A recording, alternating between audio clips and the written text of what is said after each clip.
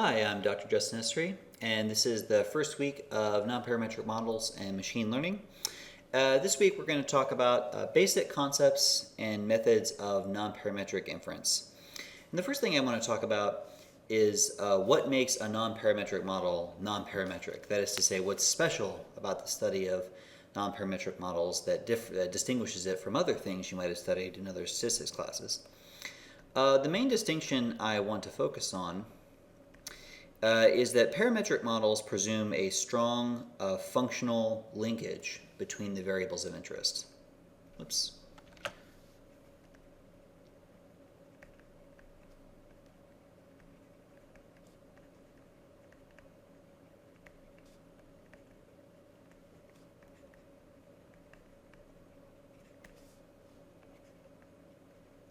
And by variables of interest, I mean between x and y, for example, if you think about this in the usual terminology of statistics class. And then your data are used to adjust certain parameters, tune or adjust parameters inside of that structure. Parameters inside the functional structure in order to provide the best possible fit.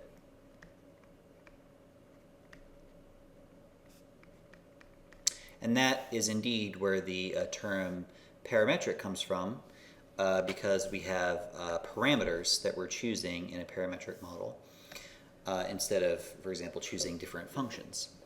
So let me give you an example of this. Everybody is probably familiar, at least if you're taking a class on nonparametric models and machine learning, with the idea of linear regression. So in linear regression, you've got some data here. And a regression supposes that the relationship between the two variables of interest, the independent variable x and the dependent variable y, is given by some version of the form y equals beta 0 plus beta 1 x plus an error term. That functional structure is assumed. There's no way that the model has of violating that structure, which is to say there's no way this model has of not being some kind of line. So any linear model, like this one, is going to produce a fitted surface that's some kind of line. Now, a linear model can adjust its parameters, in particular the slope and y-intercept values, in order to provide a better fit to the data. Which is to say, if you think about how these lines differ, well, they all have different y-intercepts right here. These are the different values of beta 0, and they all have different slopes, the beta 1s, the rise over the run. In each of these cases, two of them have positive slopes. That's got a rather steep positive slope, less positive slope, and this is negative slope. So we can adjust those characteristics, but without doing something fundamentally different. We're not going to get a linear model to do something, say, like this.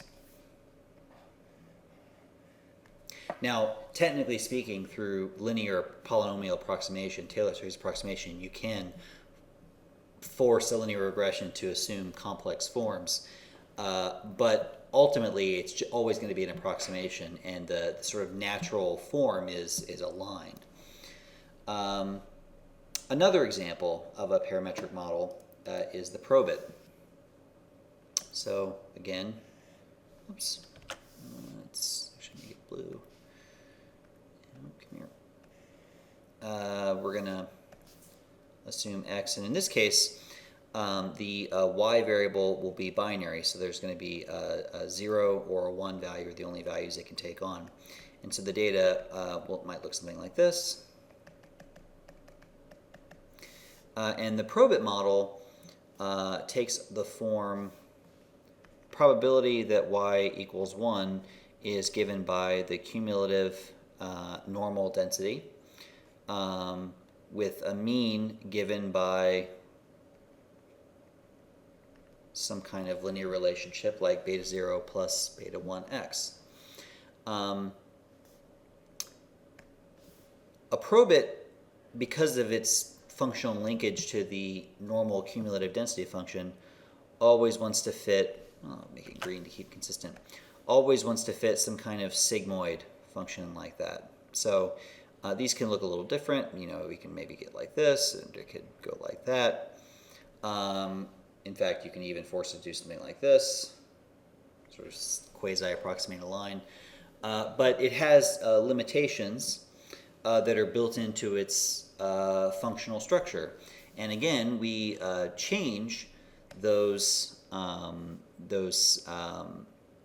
exactly what shape it takes by adjusting its parameters, which are these beta coefficients inside of the normal density here. But ultimately, that's all we can do. We can't, for example, make a probit do something like this, at least as it's currently constituted. Just like the linear model, you can kind of force it to do things by adding more and more polynomial terms. But as it's constituted with just a beta 0 and a beta 1x, just like here, beta 0, beta 1x, it wants to take a sigmoid function. Just the same way that if you write a linear regression like this, where it just has beta 0 and beta 1x, it wants to take a line. So that's what a parametric model is. You can adjust parameters to change the shape to some degree, but a great deal of information is built in to the structure of the model even before you run it, which is to say even before you fit it to the data. Non-parametric models allow a much greater freedom for the data to control the fit or shape of the statistical model. So non-parametric models allow greater freedom in fit.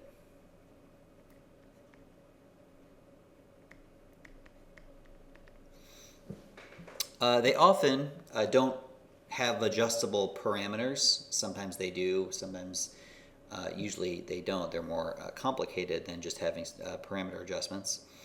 But what they have in common is some way of allowing the shape or sort of functional structure of the model itself to adjust to the problem that you're currently looking at.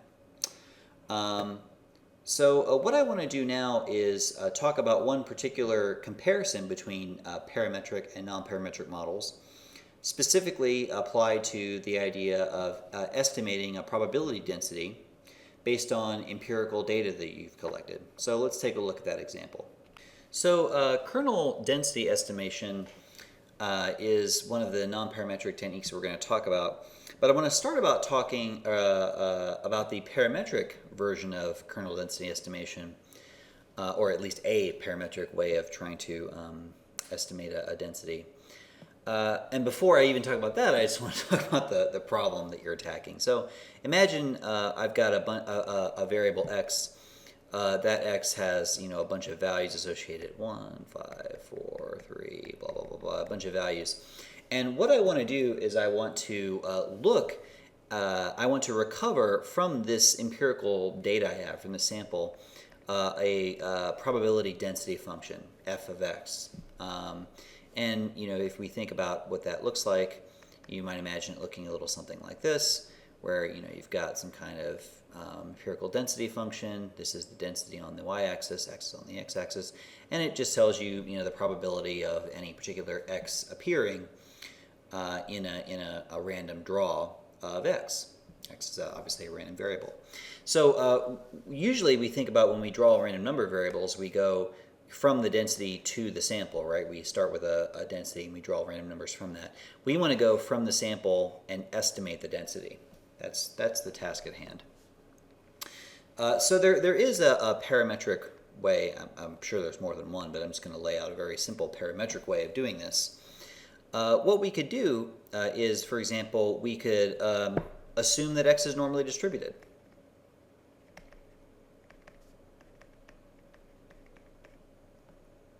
With some mean and some variance or standard deviation, depending on how you want to write it. We then use the data to estimate a mean and estimate a variance or standard deviation, and then plug in those estimates into the normal function. And our estimate of the mean in this case, which you probably remember from basic statistics class, maybe an entry-level statistics class, is just 1 over n times the sum of all the observations. And the standard deviation, or actually really the variance in this case, is estimated by 1 over n minus 1 times the sum minus 1 to n equals 1 to n of the difference between each observation and the mean you estimated earlier, squared. This parametric procedure is very simple, and it works very well for recovering densities out of samples under some conditions. And so now let's go to R and look at some cases where the technique works very well. Look at some cases where it doesn't work well, and then we'll try to apply nonparametric methods to the cases where these parametric techniques don't work well. All right, so we've got R open, and what I'm going to do is draw a bunch of samples X from the normal distribution where the mean is 2.1 and the standard deviation is 1. There are 1,000 observations in this sample. And if you plot them, you can see just a bunch of normal-looking deviates. And so what I'm going to do is use this sample to try to recover the true density using a parametric technique.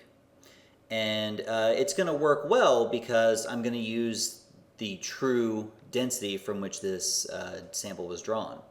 So what I'm going to do is calculate an estimate of the density over a bunch of different values of x from -2 to 5 by just plugging in the mean of my sample right here and the standard deviation of my sample right there into a normal density. And this is the true density, so it should work really well.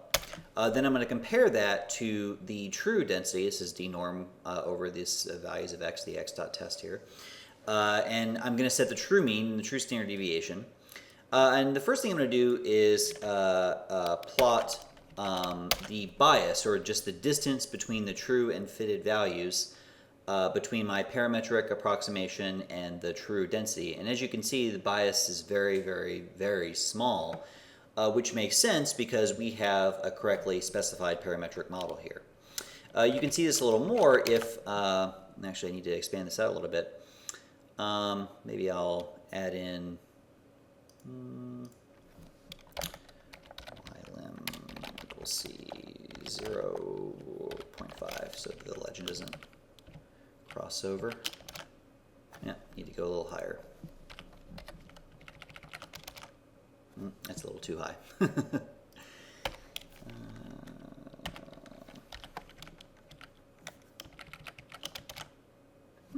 Yeah. Now I'm just playing with it. I just want it to look pretty. So this is the estimate and the true density that I've plotted against each other. And as you can see, they're literally so close that we really can't tell any difference between the two. So this is a case where the parametric method works real well because it's correct. I mean, the assumptions that we've made about the structure of the density are precisely correct. Now let's try a case where it kind of works, but not really. So I'm going to remove my initial data set here. I'm going to draw a new data set, X, out of the logistic density.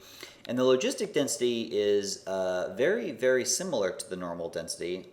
They are both bell-shaped. But there are some subtle differences. If you just plot the samples, they still kind of look normalish. What I'm going to do is I'm going to, over the region from -8 to 8, I'm going to once again use a parametric approximation to the density by plugging in the mean and standard deviation of my samples into a normal density. And then I'm going to plot that against the true value that I'm plugging in the true value of the logistic density with the location and scale parameters set correctly. I'm going to calculate the bias and plot the bias. And as you can see, the bias is slightly larger than it used to be. And if I come in here and plot the difference, maybe I'll expand this up a little bit so we can see it a little better.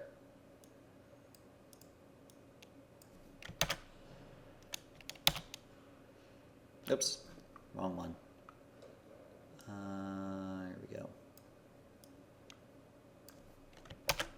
There we go. What you can see is that the estimate is pretty close to the true density. At least it's getting the mean pretty close to correct. In other words, the most frequently occurring values are the same. And the variance is pretty close. But our estimate is not quite getting it right because of the subtle differences between the logistic and normal densities. You can see in particular the peak of our true density is a bit too high. Or actually, let me put this another way, but that makes more sense. The estimate, the peak of the estimate is a little too low. It's not putting enough emphasis on the concentration of values around the mean. And the tails of our estimate are a little bit too fat, so it's putting a little bit too much weight on the probability that x is going to be drawn from a comparatively more extreme value. So this is, as I've listed in the code here, this is a case where it works okay, less well than it does when the model is perfectly specified. Now, finally, let's take a look at where it just completely crashes and burns. So I'm going to delete this data. Now what I'm going to do is I'm going to draw x out of the uniform density, which means there's an equal probability of x being drawn from any value between -1 and 2. So if I do a plot of x, you can see that it's basically just, has an equal chance of being drawn from -1 and 2, as you might expect. Now, if I try to fit this same parametric density that I did before, and I'm going to skip the bias plot and just go straight to the plot of the estimate versus the true density, you can see that this is, I'm going to adjust the y limit here just so it's a little clearer. C0, 0.5 probably will be okay. Yeah, there, yeah, and maybe 0.55. Yeah, that's good. So the true density is just a rectangle, right? It's a typical uniform density where any value of x between -1 and 2 is equal probable to be drawn. But the estimate assumes normality, right? It's a parametric model that assumes normality. And as you can see here, we've plugged in the mean and standard deviation for our fitted estimate. And it's terrible. I mean, we're not at all approximating the true structure of the parametric density, although at least it's kind of getting it's in the right location. The mean is kind of centered over the center of the uniform density, which I guess is, better than nothing. So 3 cases. One where the where the parametric model is a good match to the true density, and we get very, very good estimates. One where it's an approximate match to the underlying density, and we get approximately good estimates. And one where it's a horrible match to the density, and we get horrible estimates. So the purpose of a nonparametric model is to do better especially in the cases where we cannot ensure that we can write down a parametric model that matches the true underlying data generating process, in this case the true probability density. It's very hard to beat a parametric model on its own terms, meaning, going back to this case of it where it's working well, it's going to be hard to beat the estimate of a parametric density on a correctly specified parametric model on data from the same density. A non-parametric model will at best do as well as this parametric model. The real trick is, can we do better in these other 2 cases? For example, can a non-parametric model be a better approximation to the logistic than the normal? And of course, the value of this is that in live data sets, we don't know probably what the true data generating process is. So any parametric model we write down could easily be a misspecification, and hopefully our non-parametric model will allow us to not worry about that. We won't have to worry about the problem of misspecification because the non-parametric model will just adapt itself to whatever structure we use. So let's go back to the electronic whiteboard and talk about some non-parametric density estimation techniques.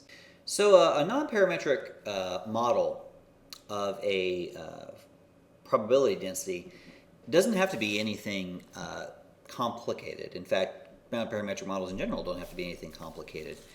Something as simple as a histogram can serve as a non-parametric model of a density. So if we think about what a histogram looks like, here's our estimate of the density on the y-axis. Here's x on the x-axis, some variable of interest. And we divide x into a bunch of equally spaced bins. And each bin has a lower boundary and an upper boundary. And in each of the bins, we indicate what proportion of the data set is located bigger than x under bar and smaller than x over bar, thus forming some kind of picture of what the frequency distribution looks like, which is to say we have an estimate of the probability density. This is a admittedly crude picture of something like a bit of a left-skewed distribution. Boy, that was a horrible plot. I drew over that. Something like that, where there's a tail going off to the left. A histogram is a non-parametric density precisely because all that it does is organize its data into bins and then tell you what proportion of the data is in each bin. It's very, very flexible. It doesn't have much of a presupposition about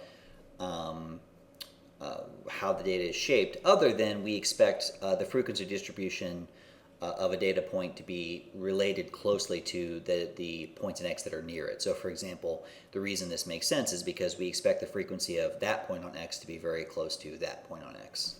That we don't, in other words, the function, the f of x has to have some degree of smoothness in order for this to be a sensible procedure. But that's about it. And of course, if we want to, we could write a function that defines the histogram estimator of the probability density of x. It would be 1 divided by the sample size times h, where h is the bin width, times the sum, I in 1 to n, where cap n is again the sample size, and then summing over again over an index j, and then two indicator functions. xi is inside of, I'm sorry, let me rewrite that over again.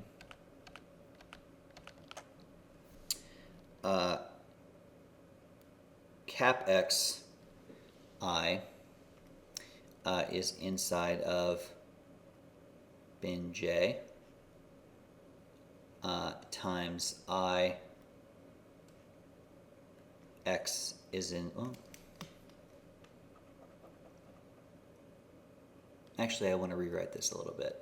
I want to rewrite this as lowercase xi in sum of bin j times x inside of bin j. So what these are, I unfortunately ran a little bit out of room here. Should be impossible on a digital whiteboard, but whatever. This is an indicator of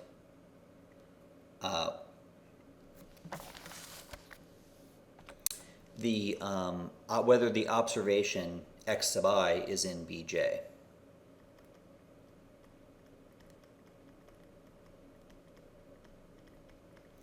And it's 1 if yes and 0 if no. This is an indicator of is the value of x that's put into the function in Bj. Oops.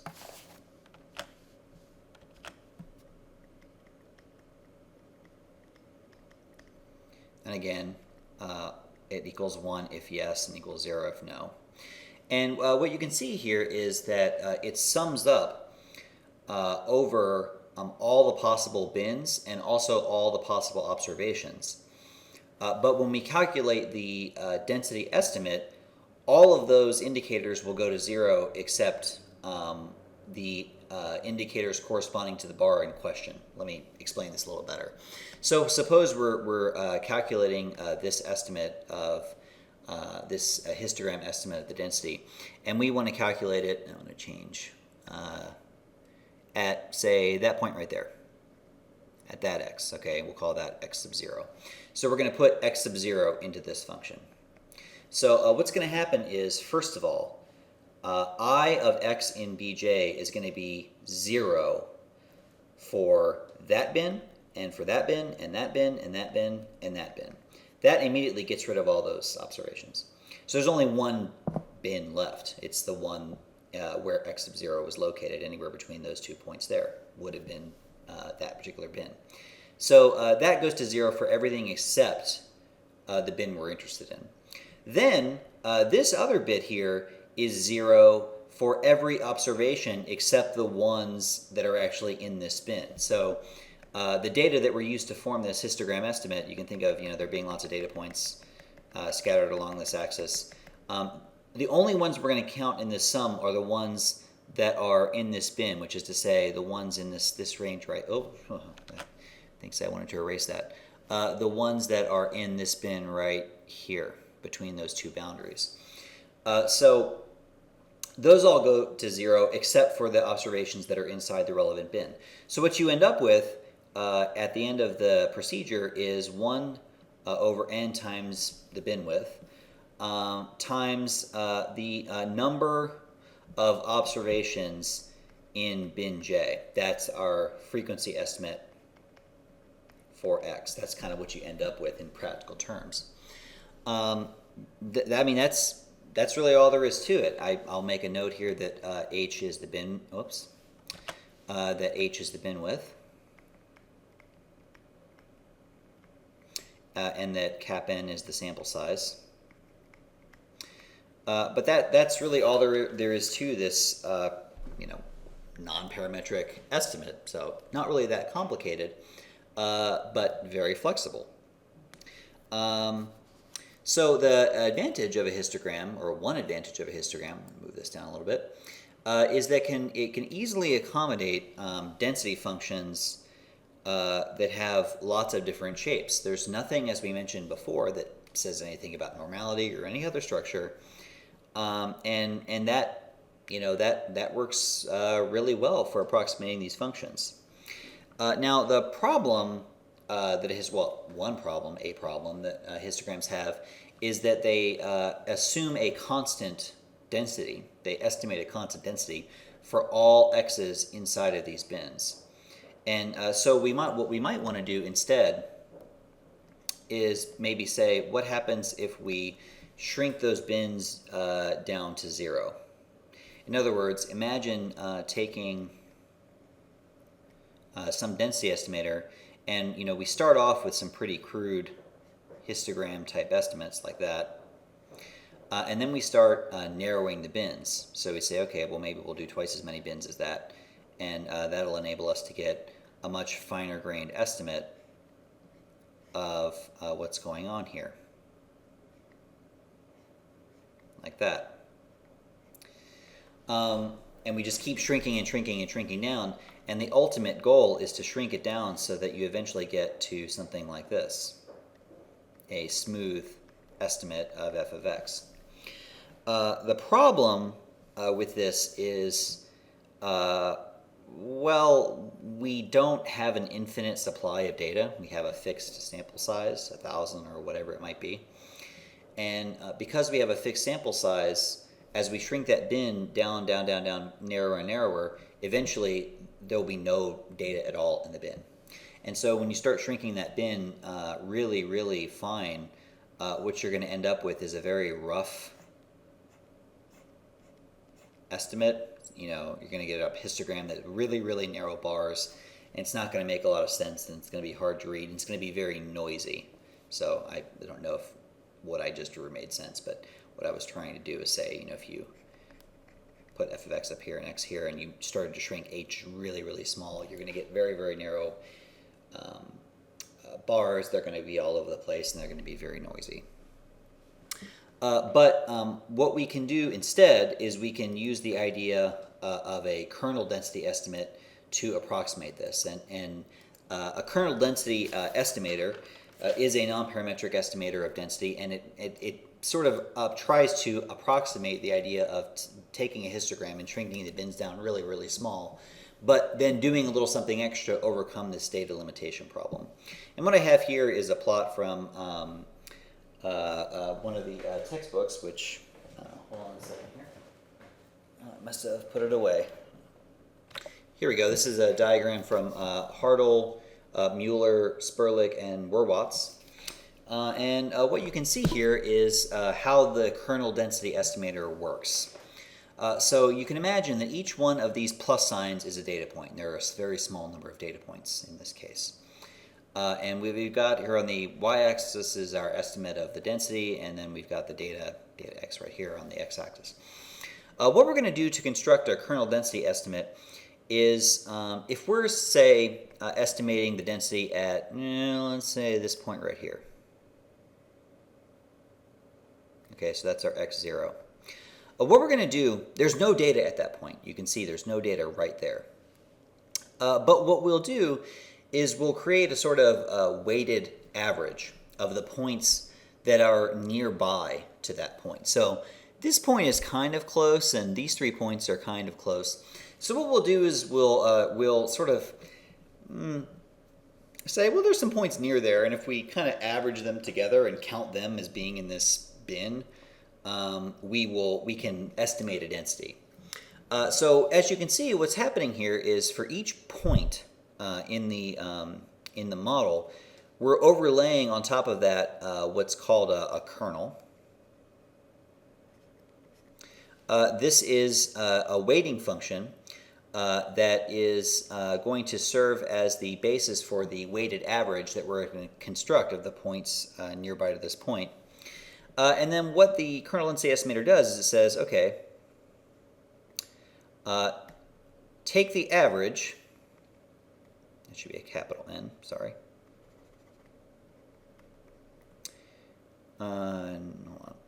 I equals 1 to n of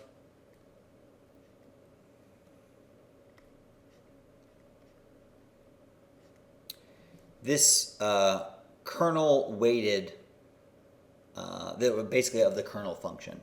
So this k, this is k right here, is the value of the kernel at this point for all of the different data points. We add them all up.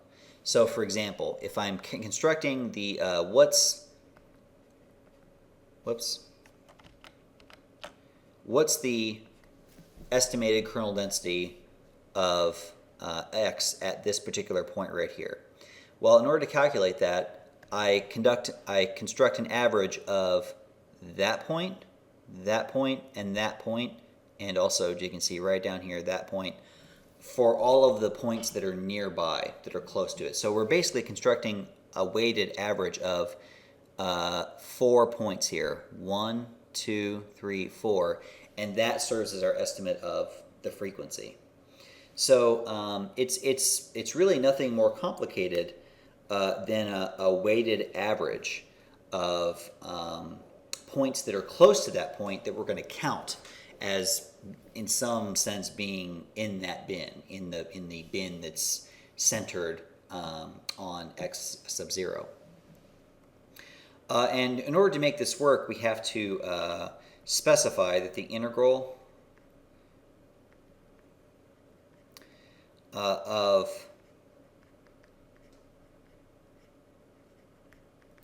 these kernel functions is all equal to 1. So in other words, we count every observation in some sense one time, but we spread out how we count it over an area. And then we construct a weighted sum of those kernel weights that just works out to a weighted average. So to summarize, what the kernel does is it allows us to take a finite set of points and kind of spread them out, sort of pull them apart over the x-axis, and enable them to count these data points at more than one value where we're calculating the density. So even though we only have 1, 2, 3, 4, 5, 6, 7, 8, 9, or maybe 10 data points, we get to count those everywhere along this axis because the kernel that's centered over each one spans this entire range. There are lots of different kernel choices that you can make. These are normal, but I'll show you a nice little picture that shows you many different kernel choices you can make, and we'll talk about the trade-offs that are involved in making all these different, or that are involved when you're choosing a type of kernel. Actually, before we move on to kernel choices, there was something I wanted to mention that's very important. So you might notice there's this H in this term, which corresponds in a histogram estimator to the bin width of a histogram bin. It's similarly H in a kernel density estimate is equivalent to the bandwidth. And what we mean by bandwidth is how far away from the target point are we going to count when we're adding up these kernels. So let me give you an example of what I mean here. I'm going to erase all this and just give you an example of what I mean. So suppose that we're counting, say, we're going to calculate f of x, we called it x0 before, so f of x1 right here, okay? So we might think, well, we're going to add up, that kernel right there and these two observations here and so on. Well, what about like this data point, right? See how there's a little bit of that kernel, like see this kernel here, there's a little tiny bit of it that's centered over x1.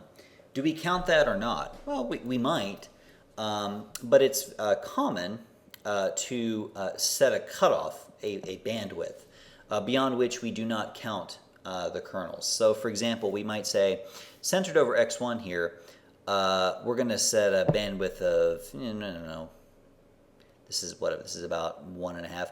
Maybe we'll set a bandwidth of 1/2. So this is -1.5, there's -1, there's 2. And we're only going to count points that are inside this bandwidth. So the width here of this interval from there to there will be called h. That's the bandwidth. I'm going to draw it down here so you can see it, h. And in this case, h would be 1 because there's a width of 1. So h equals 1.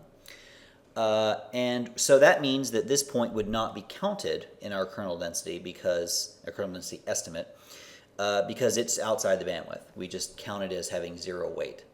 So H corrects for the idea that we may exclude some observations that are outside the bandwidth when we calculate the kernel density estimate. So I wanted to make sure, first of all, you knew what H was, and secondly, you had an idea of what role it plays in the construction of these kernel density estimates. It limits the number of data points that we examine. Okay, so we've taken care of that. Now let's talk about different choices you can make for the kernel from the kernel estimator. I'm sorry, for the kernel function. That's what I wanted to say, for the kernel function. Okay, so what I've done here is created really copied from Wikipedia, a list of kernel choices that you can use for the kernel density estimator, and in fact you can use them for some other techniques we're going to talk about a little later. What this table is really nice because it shows you the name of the kernel, the function that corresponds to it, and then a small picture of how it incorporates or how it weights data points around the target point. So let's just go through a few of these and get a sense of what the trade-offs are. The simplest kernel function is the uniform kernel. And all this does is basically put a moving window around the data. So if I'm estimating a density at some point here, so this is x, and I'm estimating an f of x, and I'm estimating the density at this target point x0, it just says, well, we will count any data inside of this bandwidth h and we'll count them all equally. So in other words, we won't downweight at all for points that are further away or upweight for points that are closer. We're just going to count them all equally. The triangular kernel does try to do a little bit of weighting. So it assigns the highest weight. You can see this little picture here.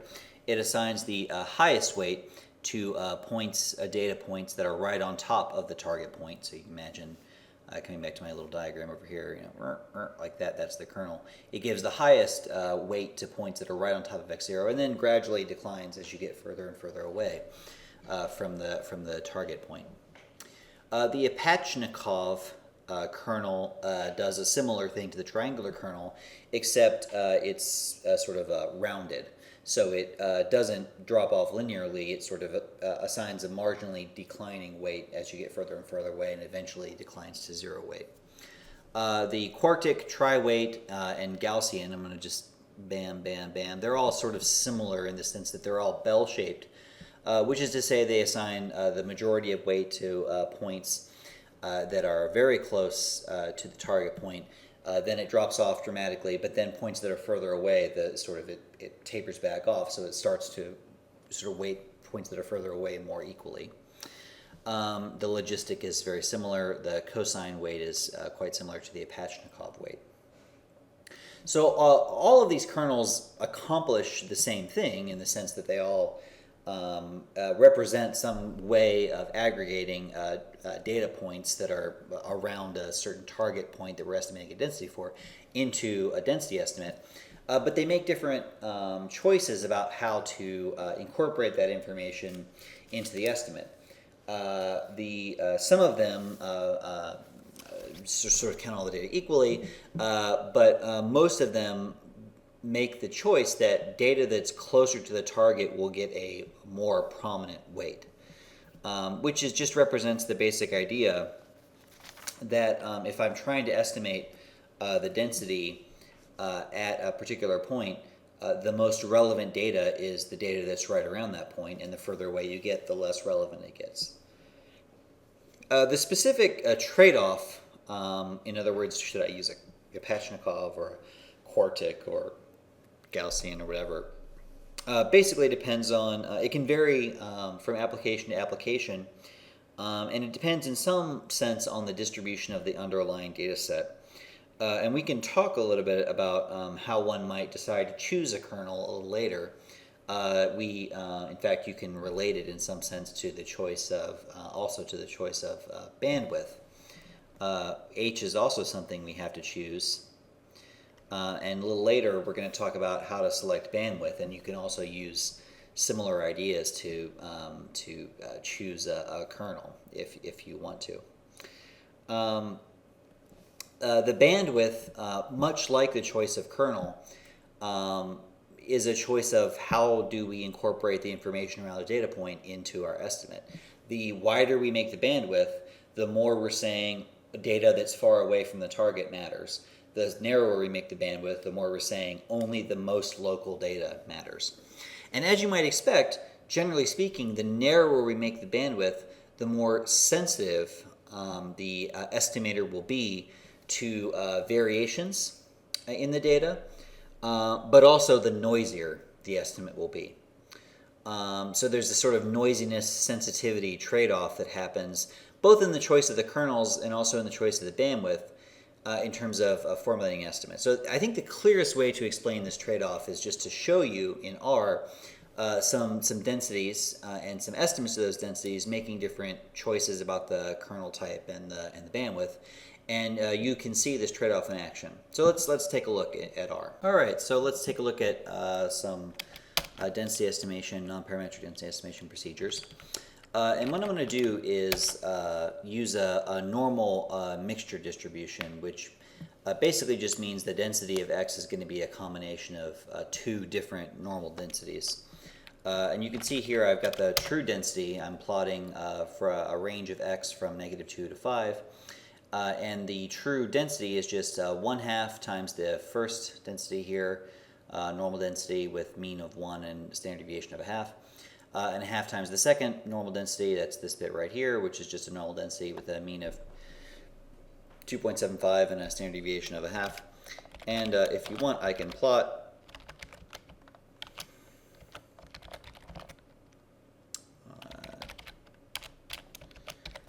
this density here so you can see what it looks like. That's it. Fairly odd looking density, but you know, that's kind of what we want, because we want to build in something that has an odd characteristic that the nonparametric estimator is needed to approximate. So I'm going to start with a really basic nonparametric estimator histogram. So I'm going to start, this is the histogram function right here, the hist. I'm going to plot a histogram of our sample of x, which we've drawn up here.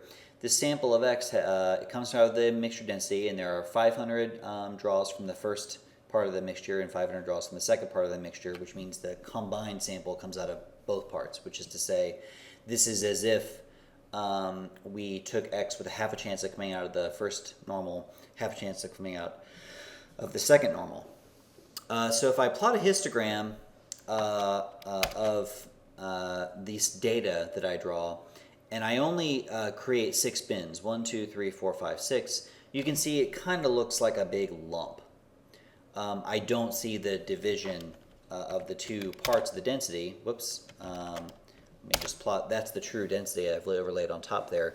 We're not really getting that broken out very much. And that's because the bins are too wide. They're absorbing the variation that we would want to see in the data. But as I start increasing the number of breaks, that's controlled by the breaks parameter there, so that just gives us more bins. So we go from 6 to 10, now we've got 10 bins, and we can start to see this pattern emerging. And if I go to 20 bins, I can see it even more fully. Now I'm getting a pretty good idea of what this density really looks like. And if I go to 40, you can notice that we're still getting the double hump pattern, which is the reflective of the true density, but we start to get a lot more noise. So you can see that here in this first hump, these bars start to go up and down pretty wildly. That's just because the data is not perfectly smoothly distributed across X, and as we noted before, there's not an infinite amount of data to fill up all these tiny little bins that we're creating. And you really see that start to happen if we go to 100 bins. Now the bins are very, very, very small. Not every bin contains very much data, and you can see there's massive fluctuations up and down inside of these, or between these bins, as you go from one value of X to the next. And in fact, there's so much noise now that you're almost starting to lose the clarity of the double hump pattern that we saw, for example, in the really nice histogram with only 20 bins. So now suppose we go to a kernel density estimator, and kernel density estimators in R are fit with the density command, and you can do question mark density to see what this command looks like in all its various arguments. The first argument in density is just the data. And there are other arguments it can take, one of which is BW, which is the bandwidth. Here we go, the smoothing bandwidth to be used. If you don't specify a bandwidth, R will choose what it believes to be an optimal bandwidth according to a certain rule, and you can even select different rules. But you can also specify one manually. And what I'm doing is specifying manually a bandwidth of 1.5, which is going to be the standard deviation of the smoothing kernel, the kernel function that we use. And the default kernel function for the density command in R is the Gaussian kernel. So if I start with a fairly wide bandwidth in the Gaussian density, you can see that the solid line here is our kernel density estimate. The dotted line is the true, or the dashed line is the true density. It is somewhat capturing the double humps, but what's happening is it's kind of mixing all the data together. It's not getting a very fine-grained picture. It's equivalent to having a histogram with bins that are just too wide. So we're missing out on some of the key variation in the data, in the density. If we narrow the bandwidth, you can see it gets closer. It starts to separate out those two humps because now it's not mixing together all the data. It's starting to focus in on the variation in density as you move across X. And if we narrow the bandwidth even further, now it's really close in some cases to the true density. The problem is we start to get some noise. And you can see here that it starts to go up and down, up and down, up and down. It's sort of like what happened when we made the bins in the histogram too narrow. And in fact, just to demonstrate to you, suppose I set that bandwidth really, really small. Now it just starts to go nuts. There's all kinds of noise because it's trying to adjust too fast to changes in the density across X. So as we mentioned, or as I mentioned in the at the whiteboard, there's a trade-off here in terms of bandwidth for the kernel density estimator or bin width for the histogram. In the wider you make the bins or the wider you make the bandwidth, the less sensitive the estimator is to variation, to sort of variation in the function across X, but the more resistant it is to noise, to just sampling variation. So there's a trade-off here when you think about adjusting the bandwidth. You want to make it narrow enough to capture variation in the function in the data generating process, but not so narrow that it starts to be overwhelmed by sampling variation and noise. I also wanted to show you. First of all, here's the what R identifies as the optimal bandwidth estimate. This is its default bandwidth. That's with a Gaussian kernel. What if I change to another kernel? What if I use, for example, the uniform kernel, which R calls the rectangular kernel? Well, it actually does okay. I mean, you can see there's some jagged edges because that rectangular bin width, or bandwidth rather, once a data point moves outside of its bandwidth, it just stops counting it. So there tend to be little jerks as a data point drops in or out of the bandwidth. But it is capturing the variation in the density pretty well. Here's that triangular or sort of linear pointy density, and it, I would say comparing these two, there's the Gaussian, there's the rectangular, they're almost indistinguishable. And there's the Pachnikov density, and again, very, very indistinguishable, at least given the optimal bandwidth. Now these different kernels might behave differently if we went in and tried to adjust the bandwidth on them. So in other words, a Gaussian density with a 0.1 bandwidth might be different than a rectangular density at a 0.1 bandwidth, and so on. But at least in this example, there's not a whole lot to be gained by messing around with the kernels, although in some applications there might well be. But there's a lot of trade-off to be considered when messing with the bandwidth. Well, as we said, wider bandwidths give you more resistance to noise. Narrower bandwidths give you greater sensitivity to data variation. So we could also think of constructing both histograms and kernel density estimates over a multivariate space, not just a univariate space like we've been doing up to this point. So for example, I might want to estimate the density, the joint density rather, of two variables x and z. And I could easily do that with generalizing the same techniques that I've already applied. So for example, if I wanted to construct a 3D histogram, I could do that by just saying, well, my histogram estimate for the joint densities variables is just 1 divided by n, h1, h2. I'll discuss what those mean in just a second. Summing over I in 1 to n, and then summing over all the bins that I'm going to define j.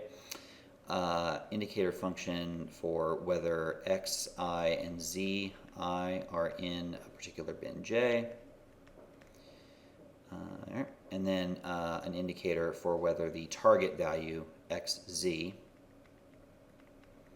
is in bin j. So that's exactly the same formula that we propounded earlier with a couple of small exceptions. Now, instead of counting up all the observations, previously we counted up, there's an x variable here, and we're estimating f of x, and we divide into bins, and we count, using this indicator function here, how many of the observations in the data set are in a particular bin. Now we're extending that to 2 dimensions, z.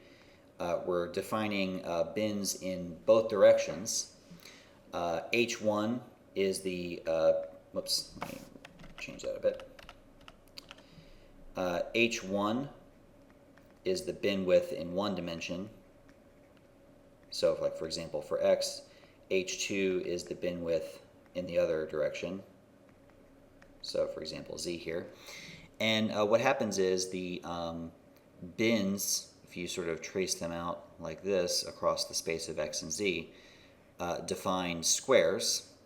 Oops.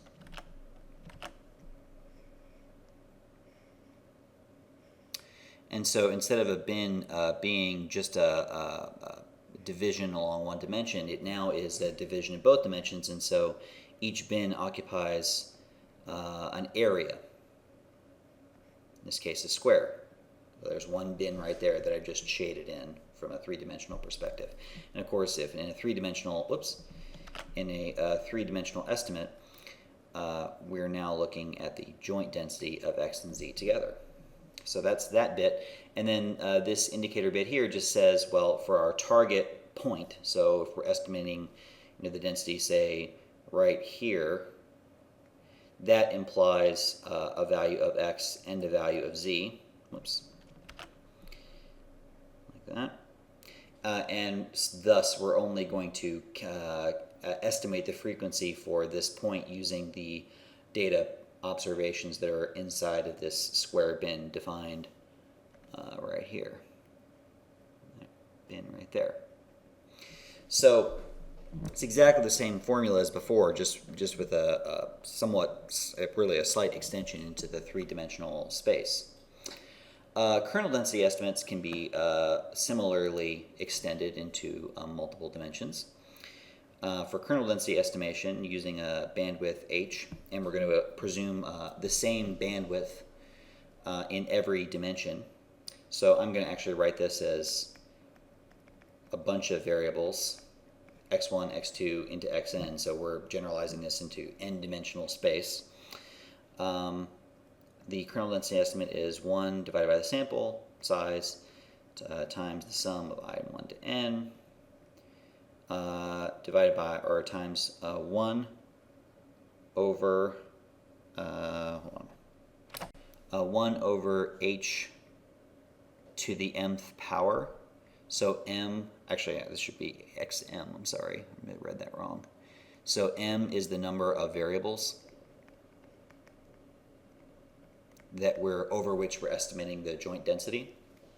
So h is the bandwidth, which we're assuming is uniform across each variable in each dimension. H to the m just says whatever the bandwidth is, take that to the mth power, times k, this is our kernel function, xi minus x1i divided by h. Oh, I'm sorry, this should be x1, not xi. Yeah, let's try that again. X1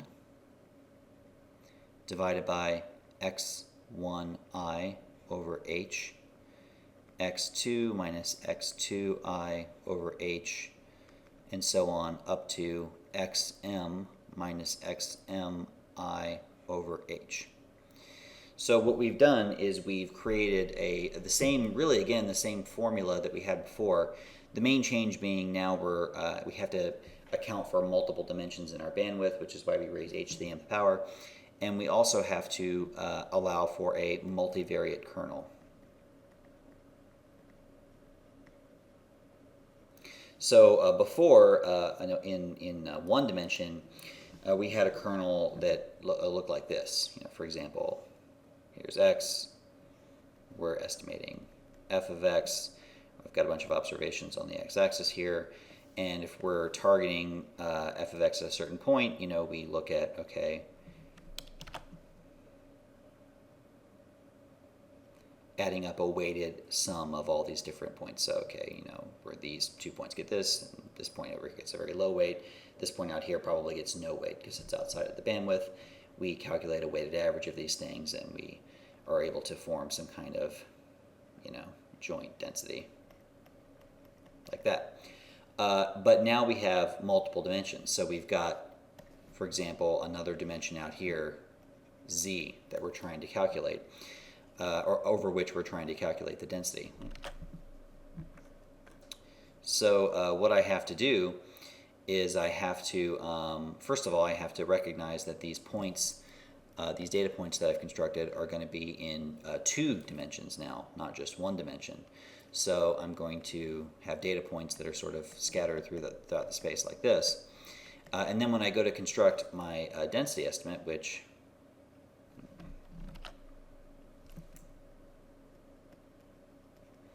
is now going to be over x and z together, I'm going to have to weight these points according to their proximity to the target. So my target point might be like right here.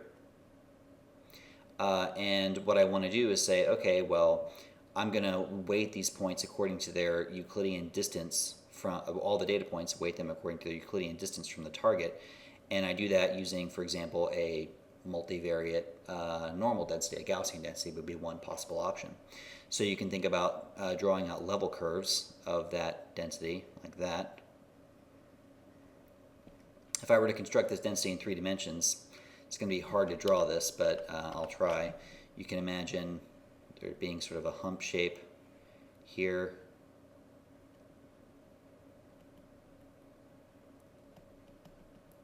That's the kernel function that we're going to use as the weighting. And so, for example, this data point right here would get a lot of weight because it's very close to the target point. The distance is very small, and you can see its corresponding kernel weight is going to be very high. This point would be very far from the target point, and its corresponding kernel weight would be very low because it's far from the center. So this kernel function now is just multivariate. And just like before, we have lots of different choices we can use.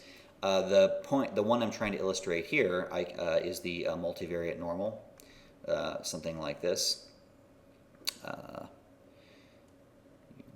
And I'm just using u as a shorthand for uj is the distance from the target point to the data point in that dimension for each variable 1 through m. And then some kind of, and it's going to be centered on a mean of 0 because it's going to be centered at the target point. And a variance covariance matrix, probably something like I, or maybe I times sigma, where sigma squared, where I is just a identity matrix.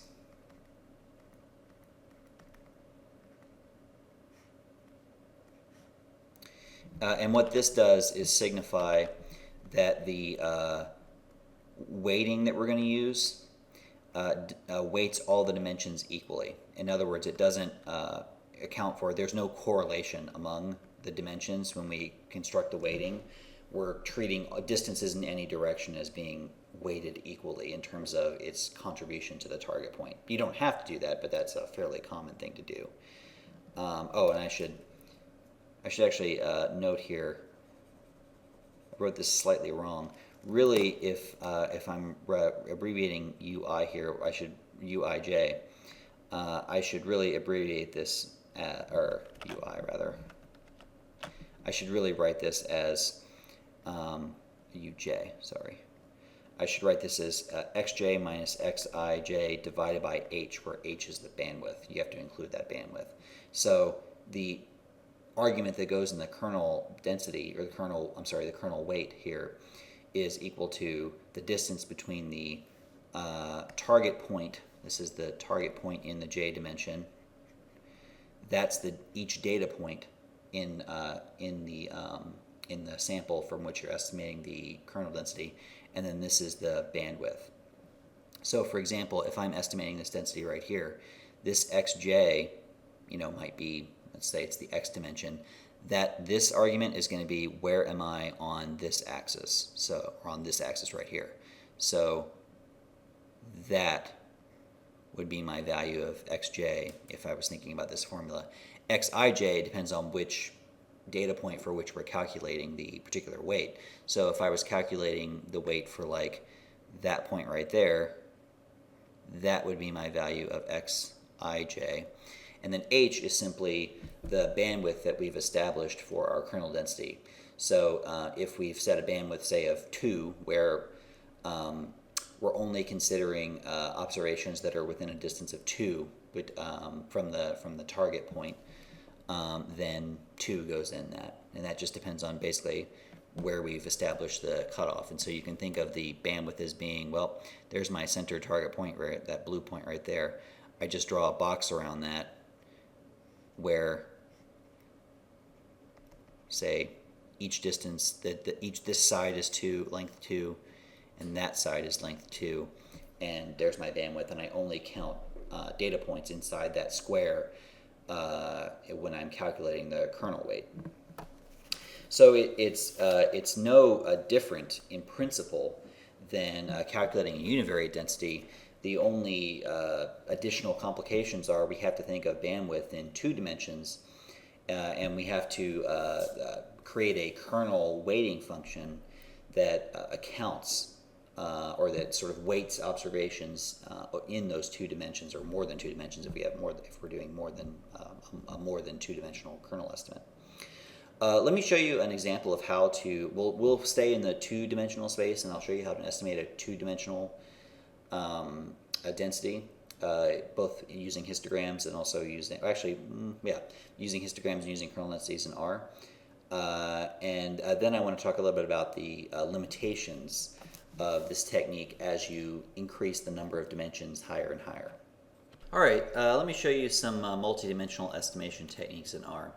So in order to do this, I'm going to use 3 packages, add-on libraries. The ggplot2, which has some plotting tools, and we make frequent use of this in the class and in research in general. The multivariate normal density package, which allows us to draw samples out of a multivariate normal density. And the Kern smooth package, which it contains some utilities to do 2-dimensional or higher dimensional kernel smoothing.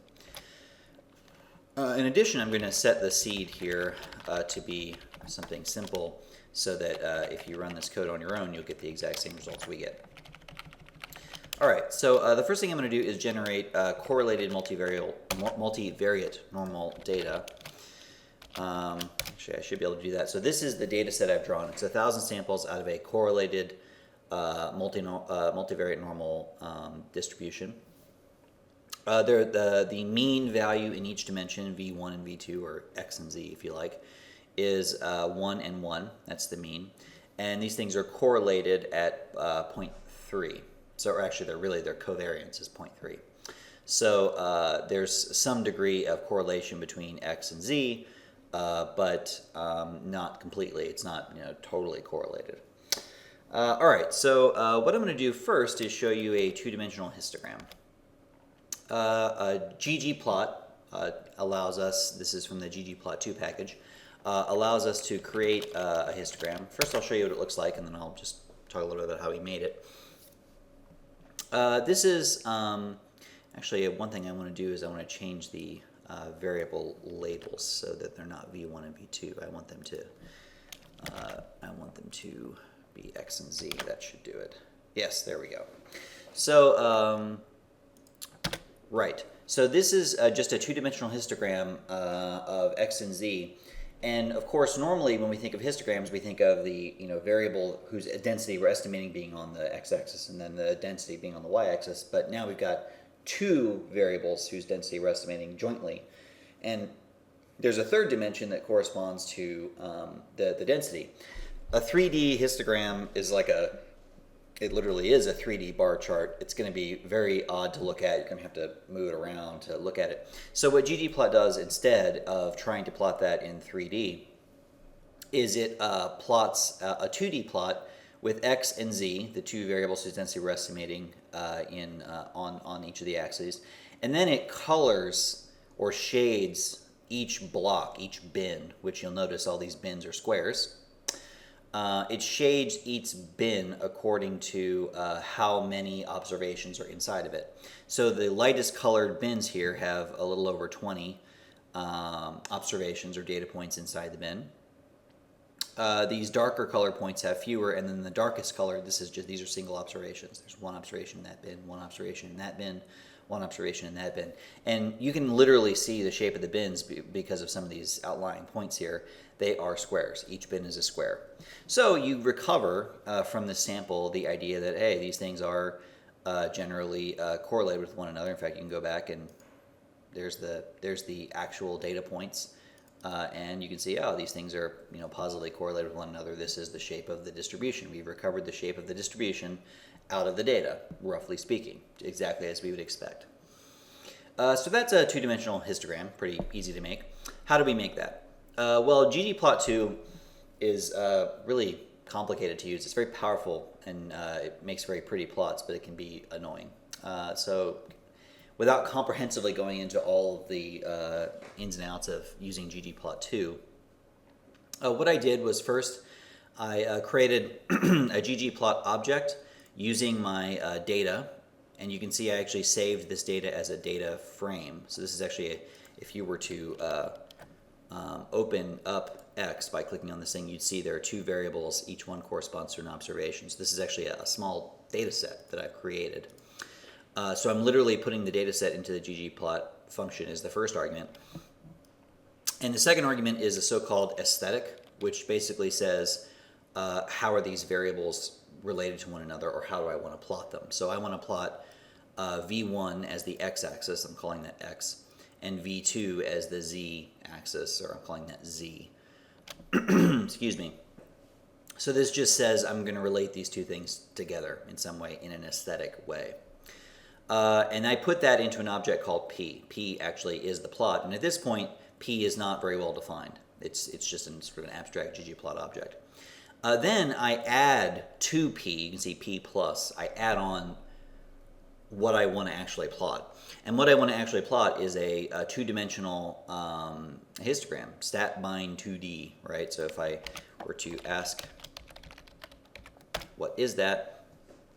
Count number of observation in rectangular bins. That's a histogram.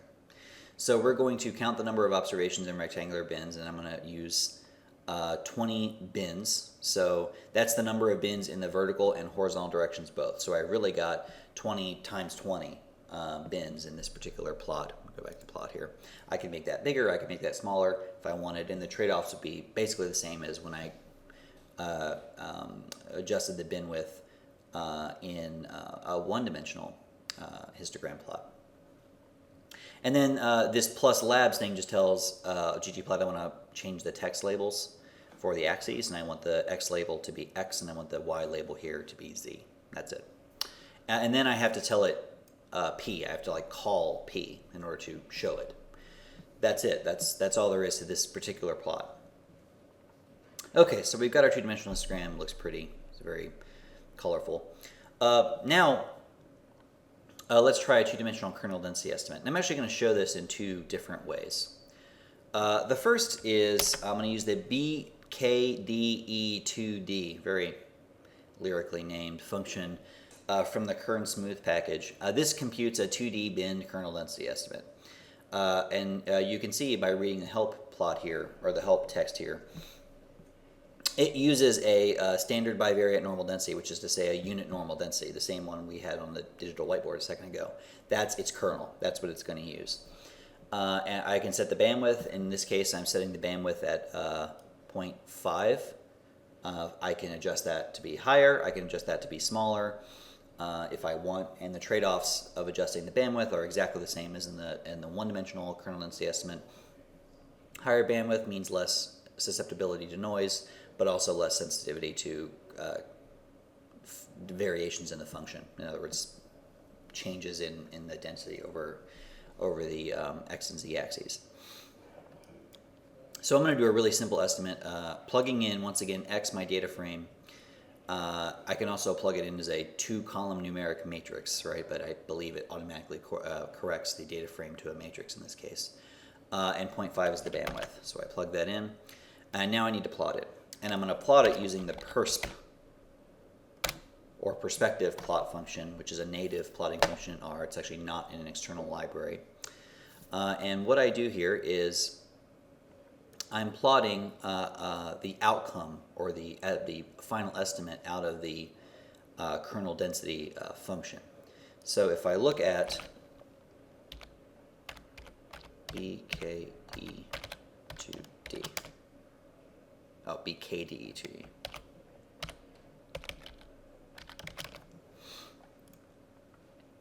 Scrolling down here, what it returns is, after you run the kernel density estimate, is x1, x2, those are the grid points over which it calculated the density, and f hat, which is basically the plotting information. It's a so-called mesh. So what it is a matrix of density estimates that correspond to all the different grid points x1, x2. So if I actually look at Z here, it'll be a list of 3 objects. The first 2 things will be a bunch of grid points, and then the third thing will be a great big matrix that corresponds to the mesh. And if I plot in the perspective plot, if I plot Z f hat, so Z $f hat is the f hat part of that thing it returned, what I get is a picture of the kernel density estimate for this particular data set. Now, in a perspective plot is 3-dimensional, so x is on the x-axis, z is on the z-axis, and then f of x and z is on the vertical axis, which means we kind of want to spin it around a little bit to be able to look at it. So you can spin it in 2 dimensions. You can spin it sort of length, turning it, I guess you would say, laterally, and then you can also, or horizontally, and then you can also turn it vertically. Theta controls the horizontal turn, and phi controls the vertical turn. So I've set it at a 20-degree angle, so we're sort of looking down on it at 20 degrees. But watch as I rotate this perspective plot around its axis. So now I'm looking at it sort of catty corner from x and z. Now I'm looking at it straight on from the z-axis. And you can see, going back here, rotating through here, you can see the fact that this kernel density is not, it's not a unit density, it's correlated. In other words, there's correlation between x and z, and you can see that in the shape of the kernel density that's been estimated. I can also look down a little more vertically, so now I'm going to rotate it so I'm looking down more vertically, and this really enables us to see the correlation between x and z. This is not a perfectly round bell-shaped function. This is actually, it's a bit turned, it's a bit misshapen to reflect the fact that x and z are correlated. And I can turn that around to sort of show you that as well. The x lab, y lab, and z lab arguments are exactly what they sound like. They're labels for the x, y, and z axes, which I filled in with character vectors corresponding to the names of the variables. So that's a perspective plot. It's not, in my opinion, really that helpful because it's hard to interpret. It's hard to put a rotatable plot into a published paper or something. So what you might want to do instead is create one of these critters in ggplot. This is a so-called level curve plot. And what this corresponds to is each sort of blob or semicircular line here. You can see these lines going around right there. Each one of those corresponds to a level of constant density. It is as if we took that 3D perspective plot that we had before, like that guy, and we sliced it, starting at the top, made a slice, and then went down, made a slice, made a slice, made a slice, and then put the boundaries of each one of those slices right there, right there. Just put each slice progressively onto this paper. And this enables us to get a nice view of what's the shape of this density. And what you can see here is that x and z are correlated. The shapes are oblong, which means that we're estimating that this is, roughly speaking, a correlated density. You can also see that it has the normal bell shape. So at first, the lines are very close together, which indicates a very steep slope. And then the lines begin to get further apart. One thing it's important to remember is each one of these lines represents typically an equidistant level of density. So the distance between this line and this line in terms of density change is the same as the distance between that line and that line. So the further apart these things are, the less steep the curve is. The closer they are, the more steep the curve is. If you've ever read a topological map, like a map of mountainous terrain, you'll immediately recognize what this is. This is exactly it. That's a topo map is a level curve of the Earth. That's what we have here. We have a topo map, a topographical map of this density estimate. And this is something that's fairly easy to show, and it's easy to get a sense of the relationship between x and z without having to spin things around and whatever. And we do that using the ggplot function. We're doing a little bit different syntax here. Instead of creating the object P, we're just going to go straight to the final plot. So we're just going to show it instead of storing it. So I'm showing you a little bit of variation how these things work. And again, I'm putting an x in the aesthetic. That's exactly the same argument I started with before. You can see right there. But instead of doing the stat bind 2D, in other words, the histogram, I'm doing a geometry density 2D. And I just plug that in. And it actually, to generate its density estimates, it calls a function in the mass package called KDE2D, which, just like BKDE2D, is a two-dimensional kernel density estimate using a multivariate normal kernel, so a unit normal kernel, just like we did on the whiteboard, on the digital whiteboard. So it's the same or a very, very similar procedure, but we're depicting it in a easier to use format. And just like before, you can adjust the parameters of the density estimate if you wish to change the bandwidth and what have you. You can see that, where are we here? Right, so if you go to stat density 2D, you'll get some examples of how this has worked. And this is in ggplot2. And where's the bandwidth argument? Okay, you have to put it in the ... So other arguments passed to KDE2D and H. Finally, H is the bandwidth. So if you put an H equals whatever in here, it'll pass that eventually through to KDE2D and change the bandwidth of the two-dimensional density. So anyway, those are some examples of how you would recover a two-dimensional nonparametric density estimate in R. So you might have noticed that there's a bit of an intrinsic limitation to the nonparametric kernel density and histogram estimate approaches that we've been talking about. And that is what's called the curse of dimensionality. Really, it's a problem with data density. Let me give you an example of what I'm talking about here. So suppose I've got a sample of 1,000 observations, okay? And what I want to do is I want to estimate a density using this data, okay? So what I'm going to do is I'm going to say, well, I'll start off just doing a one-dimensional density. So, f hat of x, for example. And, if I'm doing a histogram, I have to think about how many bins I have in each dimension. So this is per dimension, and in this case I've got one variable or one dimension. So maybe I use 10 bins. That's a fairly coarse histogram, but whatever. Which means I have a total of 10 bins in one dimension. And then how many data points do I have per bin? Well, I've got 1,000 data points, and I've got 10 bins. So that's 100 data points per bin.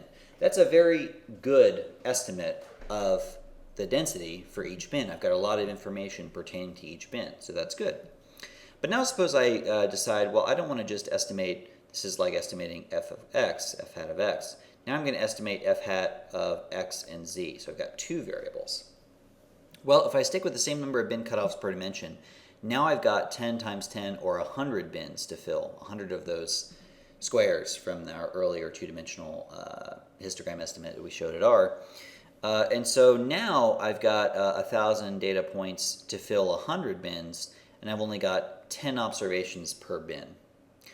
That's a fairly small number of observations per bin to try to estimate the density in each bin. Now suppose I add another variable, so x, y, and z. So now I've got three variables. I've got 10 bin cutoffs per dimension, so now I've got 10 to the 3 or 1,000 bins. And now I have, on average, one data point per bin. So as we get more and more and more dimensions, the density of the data in the underlying space gets more and more and more sparse. This is a phenomenon we call the curse of dimensionality, which is to say that as the dimensionality of the underlying space rises, the data you have in order to effectively get a nonparametric estimate in that space falls, which means the quality of the estimates goes down. The same thing happens if we think about kernel density estimations. So for example, suppose I've got x here, and I'm going to estimate f of x here, f hat of x, and I've got a bunch of observations that are sort of scattered along this axis, whatever. Let's say 1, 2, 3, 4, 5, 6, 7, 8, 9, 10. Not very well spread out or whatever. So I've got an n of 10, cap n of 10. I've got a lot of data here, and I can sort of build up a fairly decent estimate of the density of x around those points. In any particular target point, I've got quite a bit of data sort of in the vicinity of that. But if I just expand this to 2 dimensions, and so I'm going to change nothing else except I'm going to say I've got 10 data points in 2 dimensions, 1, 2, 3, 4, 5, 6, 7, 8, 9, 10. Now what you can see is if I have a target point, so suppose I'm targeting an estimate like right here, that's my target point to estimate the density. How much data do I have in the vicinity of that target point? Well, 1, maybe 2 data points as opposed to having 4 or 5, 6 really close here. Now I've only got 2. So the more dimensions I add, the more sparse my data becomes, and the harder and harder it is to actually get an effective, accurate kernel density or histogram estimate of the density. This principle of the curse of dimensionality definitely applies to density estimation, but it's also going to apply to other non-parametric techniques, and we'll see that in just a little bit in just a second. But it's probably the main reason why non-parametric statistical techniques have not completely displaced parametric statistical techniques. So when you're choosing between parametric and non-parametric techniques, the curse of dimensionality is one of the limiting factors in this choice. And that leads me to transition into talking about what you're really thinking about when you choose between non-parametric and parametric estimates, the bias and variance trade-off. So let's talk about the bias-variance trade-off. So when we think about where statistical results come from, we can think of statistical results as being a combination of information that's contained in the data plus information that's contained in any assumptions that we add in the model that we're using to sort of fit the data to, or we're using to predict the data or to explain the data.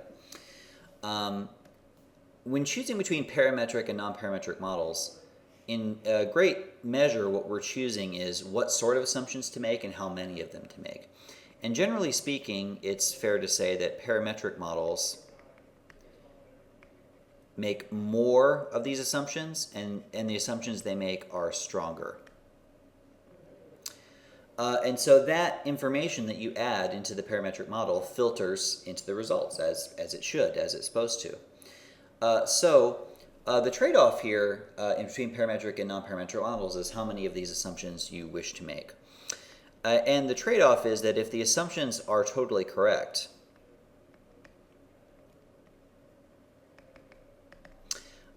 you will derive a great benefit from using a parametric model. So I'm gonna actually put a little caret in here, or maybe I'll even just let me just rewrite this. If the parametric assumptions that you make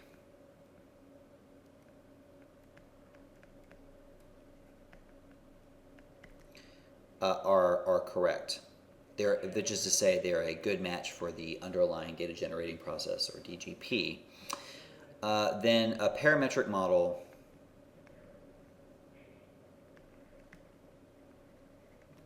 will be more efficient, which is to say it'll be more precise.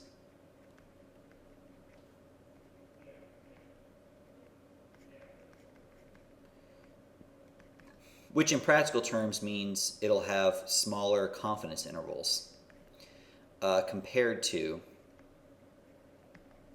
a nonparametric model. So if you can make a parametric model that has a very high probability of matching the data generating process, you should do that because you're adding in good information into the results, and that information will result in better, more accurate, and less variable estimates, less sampling variation. Of course, the more typical case is where we either don't know whether the assumptions are correct or we know that they're not correct. They are just approximations to an unknown truth. So if the parametric assumptions are not correct,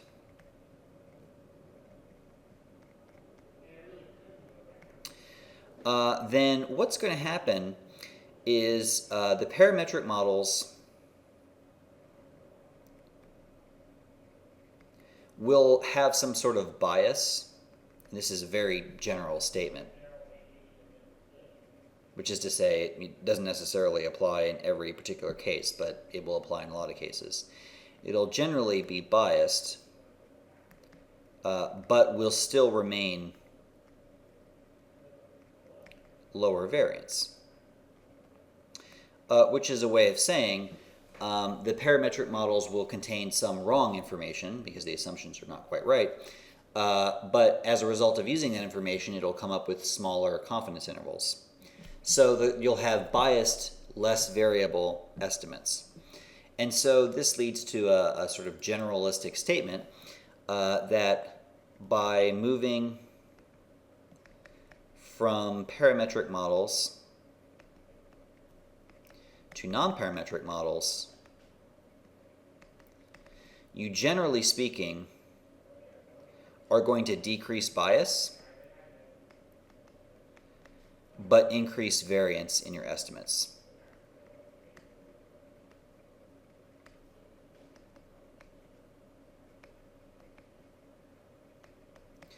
Which is just a way of saying, quite simply, parametric models will lead to smaller variance estimates, but they might not be exactly right. The nonparametric models will, in repeated samples, be correct, but the sample-to-sample variation could be quite large. And this is actually, it's not as simple as you might think to make the choice, because a low bias, high variance estimator is not necessarily better than a moderate bias or low, sort of medium bias, very low variance estimator. You can think, for example, of a somewhat crude analogy. Think about shooting at a target. Okay, so we're trying to hit some target, and the target in this case is some kind of quantity or parameter estimate. And you've got two possible guns you can shoot at this target, and one of them shoots on average in the middle, but it's all over the place. So on average, this gun is sort of, its mean is right on target, but its sample-to-sample variation performance is horrible. It's all over the place. Now compare that to another case where this gun shoots a little bit to the right. It always gets a little bit off, but its estimates are always very, very close to one another. You might ask yourself, which one of these things is better? Well, you say, okay, the green one's just it's always off, But think about how far off it is each time. So here's the true value of the parameter we're shooting at, and think about, here are all the distances. Here are all these distances to target. I'm just highlighting these distances. They're all pretty constant. They're all similar to one another, and they're all sort of moderate length. Now compare that to how far the blue estimates are away from one another. Some of them, like this one right here, that one's pretty close. But a lot of them, like that one over here, is, Like this one over here is really far. That one over there is really far.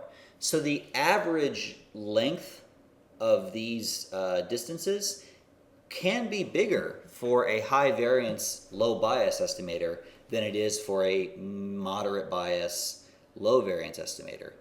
So in other words, there is a real trade-off here. Sometimes a little bias is a good exchange for a very low variance. And we're going to address, you are going to address this trade-off in your homework and compare some nonparametric and parametric estimators on this bias variance dimension and sort of make some decisions about which is better. But I think the general rule to remember is just because an estimator is unbiased doesn't necessarily mean it's great. And in fact, a bias estimator can be better than a non-bias estimator. So when you're thinking about the choice between parametric and non-parametric models, this is sort of the choice you're making. You know, especially if you have a high dimensionality problem, you might get unbiased, really high bias, or I'm sorry, unbiased but really high variance estimates that are practically not very useful. And it would be better to use a parametric model that has a little bias but much less variance. In low dimensionality problems where you have a lot of data and you can get a good estimate, low variance estimate, a non-parametric estimator, maybe it's better to use a non-parametric estimator that is not as dependent on these assumptions that you have to add to a parametric estimator to make it work. Now what I want to do is I want to go beyond the density estimation problem, which we've been talking about up to this point, and go to a problem which is probably going to come up more often in your research, regression, predicting some variable y using some independent variables x. That can be done in non-parametric ways as well, and we're going to talk about some of those ways and look at their applications. All right, so now let's talk about the idea of kernel regression, applying non-parametric techniques to the regression problem, which is basically just a way of trying to find a non-parametric way of estimating conditional expectations. For example, the expectation of y given x. So you can imagine something like this. You've got an x-axis and y-axis like here, and we've got some data points.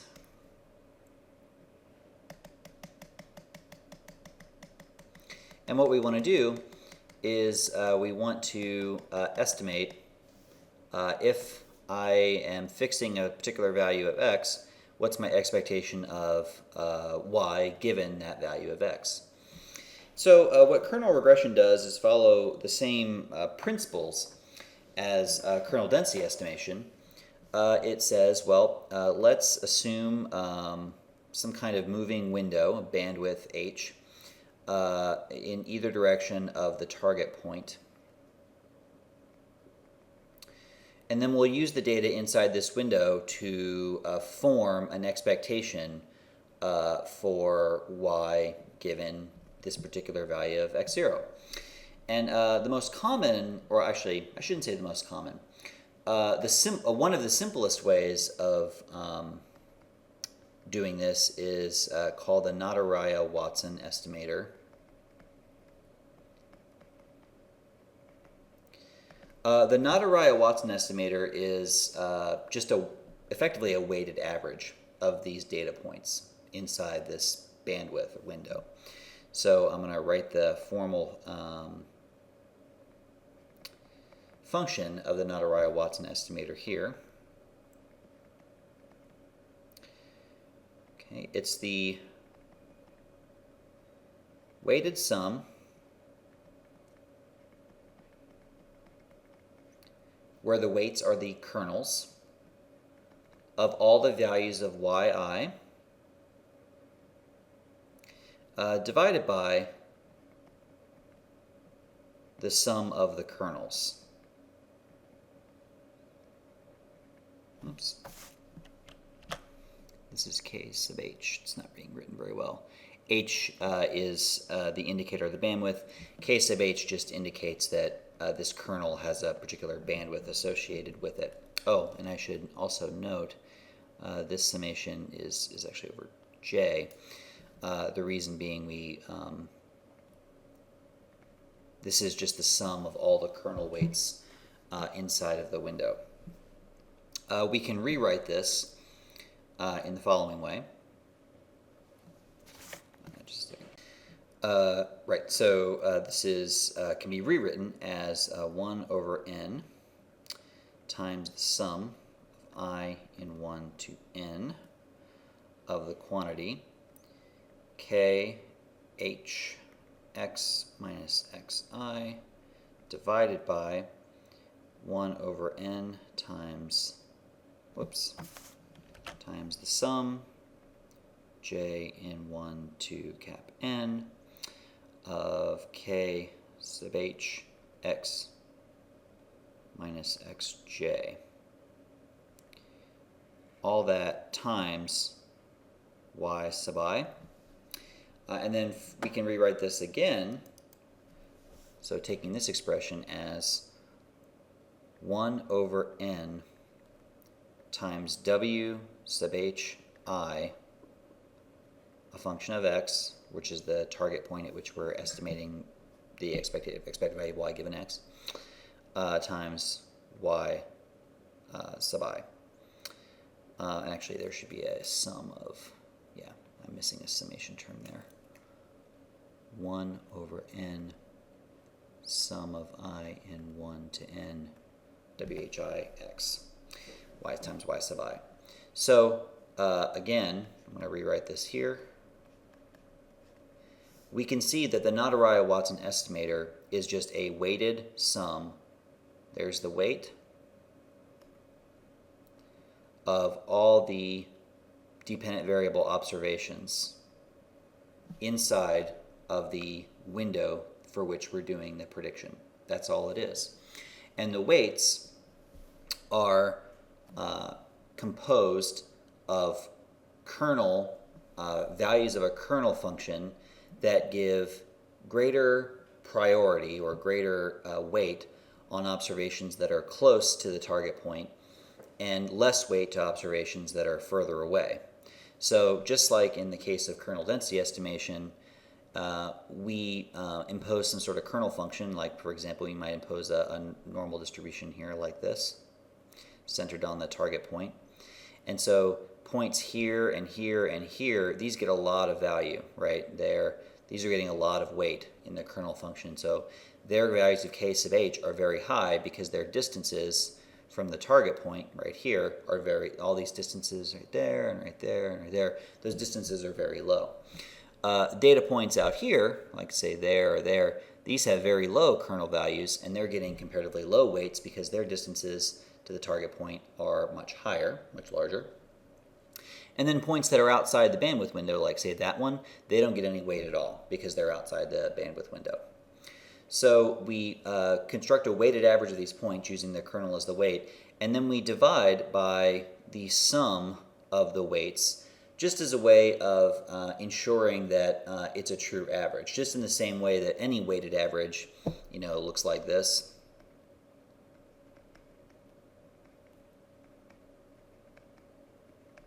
You have to divide by the sum of the weights to ensure that it's a proper average because the weights can add up to more than one. We're going to do that here by adding up the sum of the kernel weights so that we can ensure that we have a proper average. So if you're familiar with the idea of a weighted average, or you're familiar with the idea of kernel density estimation, it's another basic application of this idea, the extension to Nadaraya-Watson estimators is pretty straightforward.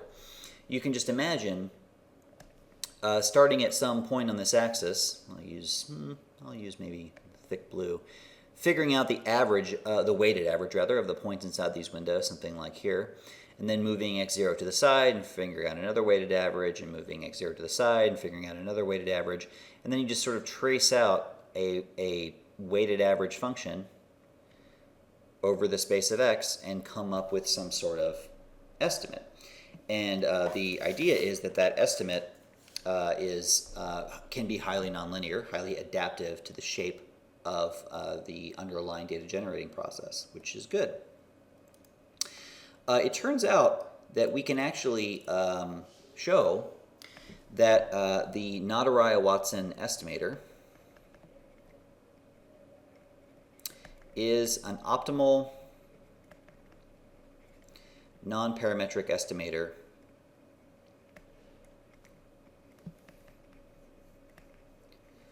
of the expected value of y given x. How do I know that? This demonstration is an elaboration of something that's in the Bishop textbook that goes along with this class. We start off with the idea that the function we're going to use to predict y given x is just the expected value of y given x. And the expected value of y given x is the integral from negative infinity to infinity of y times the probability of y given x dy. So in this case, p of y given x is the probability density function of y given x. This is just a definition of an average. We just wrote a definition of an average for a continuous y. That's all we've done. Now we can expand this function a little bit to the following. The integral of y py comma x dy divided by the integral of p y given x dy. All we've done here is this is a marginal density, so this is the density of y given x. What we've done is rewritten that marginal density as a function of the joint density. So we've gone from the marginal density here to the joint density there. And these functions are mathematically equivalent. They're actually the same as one another. What we're doing is we're basically constructing an integral over the joint density that corresponds to the slice of the joint density for a particular value of x, and then we're dividing by the sum of that slice to make it a proper PDF. In other words, to make the PDF sum to 1. So if you're familiar with probability theory, hopefully that's not too much of a stretch. If you're not, you can just trust me that it is the legal maneuver. Anyway, so this is from the definition of the marginal density. Let me go up a little bit so you can see the previous step. Now we're going to go on to the next step. I can rewrite this in the following way. This is going to be a little bit expansive. Sum from I in 1 to n of the integral y times f of x minus xi, comma, y minus yi dy divided by the sum for j in 1 to cap n of the integral of f of x minus xj, comma, y minus yj dy. What we're doing is we are substituting in the PDF of y given x, which is unknown, for an estimator of p of y comma x, the joint density of py comma x. And, oh, geez, there's no way, oh, shoot, there's no way I'm going to be able to just chop off a little bit of that, is there? Nope, I'm going to have to rewrite that. Oh, fine. Oh. Okay, we'll just do that there so I can have a little bit more room. What we're doing here is estimating p of y, comma x, or x comma y, it doesn't matter the order you put it in, using the function 1 over n times the sum from I in 1 to n of f of x minus xi, comma, y minus yi. You might recognize this. This is a kernel density estimator. Oops.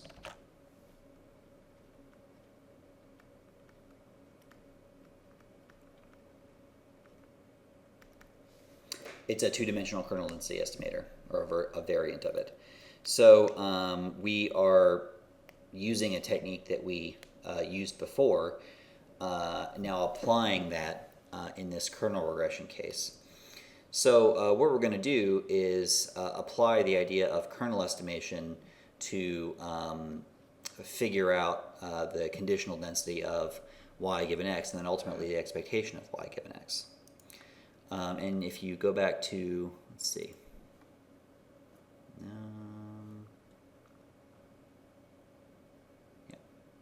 that's the histogram. Yeah, there we go. 1 over n divided by h times the sum of the kernel right here. That looks a lot like this, except the bandwidth is normalized at 1. H is set to 1. It's the same thing. So we're using something we already know. Okay, now what I'm going to do is I'm going to let a cap y equal y minus yi. This is just a little substitution trick that's going to make something easy for me to see, or easy for us to see. So I'm going to substitute this into this expression right here. Okay, so sum of I in 1 to n of, now I've got to substitute everywhere there's a y, I've got to substitute in some function of cap y.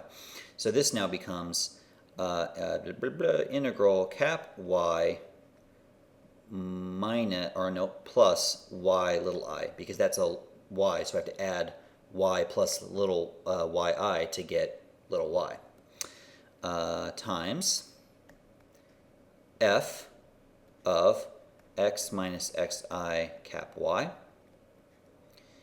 dy, d cap y, because I'm substituting in there, okay? And then I'm going to divide that by the sum of I in 1 to cap n of the integral cap y, oh, sorry, screwed up. All I need to do here is little f x minus x sub I, comma, cap y.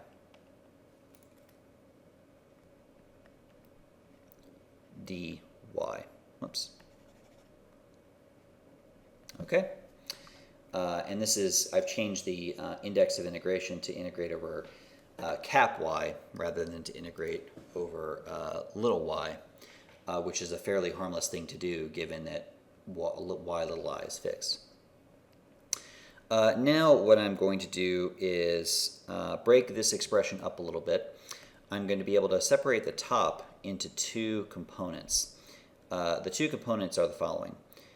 Cap y times f of x minus x sub I cap y dy, and this is over the whole thing, little y sub I, f of x minus x sub I cap y dy, and then the denominator is going to be the same as it was before, so I'm just going to write denominator so I don't have to write all that again. So that's the denominator right there.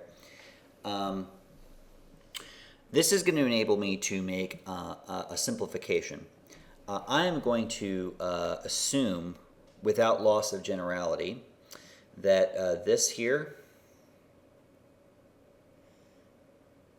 is equal to 0. Now, what are we assuming by doing this?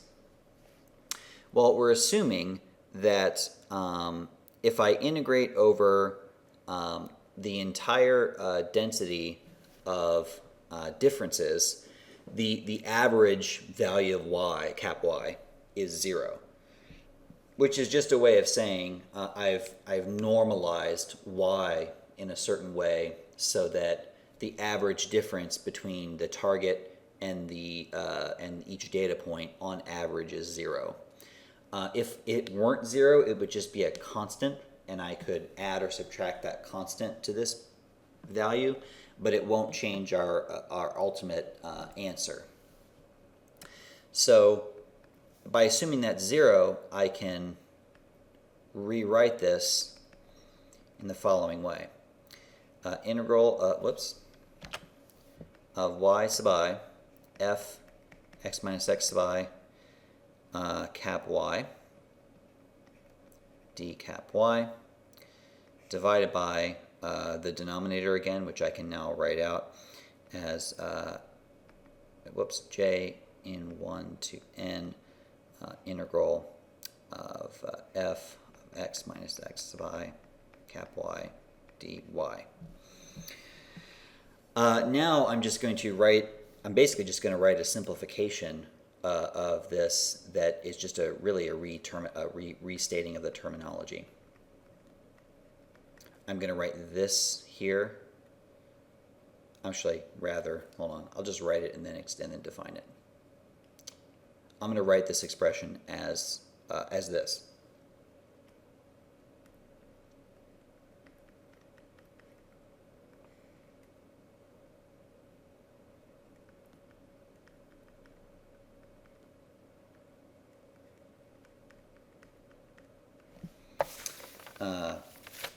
Right. So what have I done? Well, I have redefined this integral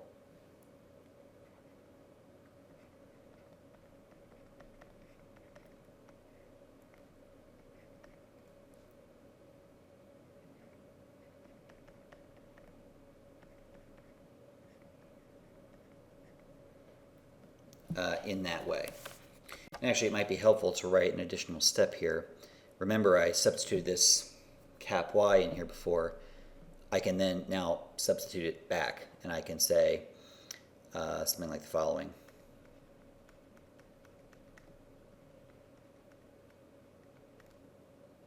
Remember, this integral was originally over y, right? So when I resubstitute back in the little y for the cap y, now my integral does not contain yi, which means this yi becomes a constant with respect to the integral, which means I can then factor out the yi from the integral, which means this substitutes in for this in this expression. So there's sort of an intermediate expression here where I'm rewriting this numerator as something like this. I in 1 to cap n of yi times the integral f x minus x sub I y minus y sub I d little y. So I'm factoring that yi out as a constant. This is like a little intermediate step in here.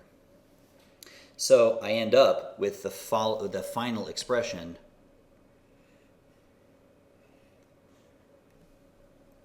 I'll just write it once more down here to make it totally clear.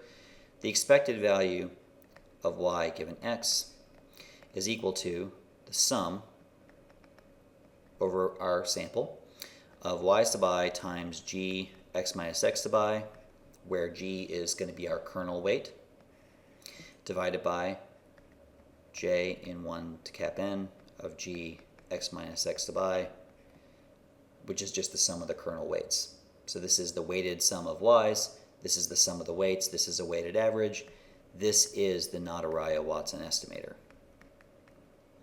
So to sum up what we've said here, what we've accomplished in some sense, what we've done is we've said, all right, if I want to know the expected value of y given x and I want to create an optimal nonparametric estimation of that, that will correspond to the Nadaraya-Watson estimator that we've propounded, right? So in short, the Nadaraya-Watson estimator makes sense. It corresponds to the expression E of y given x. Okay, so let's really quickly show you how this can work in R. And then we'll move on to showing you how to generate 95% confidence intervals around these estimates, point-wise confidence intervals around these estimates, in the same way that you would generate confidence intervals around a parametric estimate of y given x. All right, so now let's talk about doing Nadaraya-Watson kernel regression in R. So what I'm going to do is I'm going to generate a data set, just a bivariate, two-variable data set, out of x, distributed uniform, 1,000 observations of that, and then y is going to be equal to the sine of x plus randomly distributed, a normally distributed random error term. So if I were to plot y against x, it would look like this, which is, a very highly nonlinear regression type surface, or relationship surface, expectation surface, I guess you want to call it that. A nonparametric regression or kernel regression in R is done using the LOESS command, LOESS. LOESS refers also to an algorithm that's used to do this. And if you go into the lowest command, you can see there are all sorts of options that can be set. The most important one is span. Span is the proportion of the data set that will be used as the bandwidth for the estimator. Now let me explain what this means. Previously, when we've talked about bandwidths, for example, in this picture that we had in the whiteboard, we talked about bandwidths being fixed distances away from a particular target value of x for which we're estimating the expectation. But it's possible, indeed it's common, to also not specify this as a fixed proportion, but instead as a span of the data set, which is to say a proportion of nearest neighbors. So the bandwidth can actually fluctuate according to basically how close you are to other observations. So if, for example, I set a span of 0.1, that means that my bandwidth is going to encompass the 10% of the data set that's nearest, the 10% of observations that are nearest to the target value of x for which the nonparametric model is being fitted. The default span is 3/4, 0.75, so 75% of the data set is included. And remember, this is still weighted by the kernel, which in this, the default in LOES is a Gaussian kernel. And what is being done here is that it's, how do I put this? What's being done in the model is this, all the observations that are far away are still being really downweighted according to this kernel weight. And so even though we're encompassing 75% of the data set in the model, it doesn't mean that 75% of the data set all has equal influence on our fitted value of y. But it does mean that these data set, the greater proportion of the data set will have some influence on it. And generally speaking, just like for normal specification of bandwidth, the smaller you make the span, the more sensitive you are to error, but also the more sensitive you are to variations in the regression surface. So if I fit a LOES model, and I have to specify a degree equals 0 for the Nadaraya-Watson estimator, incidentally, we'll explain what that means in a few minutes. I save this as a low.mod object. The formula y equals x is in here, and then I specify a degree 0. I'm going to plot a fitted surface for this regression from -6 to 6, and I'm going to predict fitted values of y out of my LOES model for those values from -6 to 6.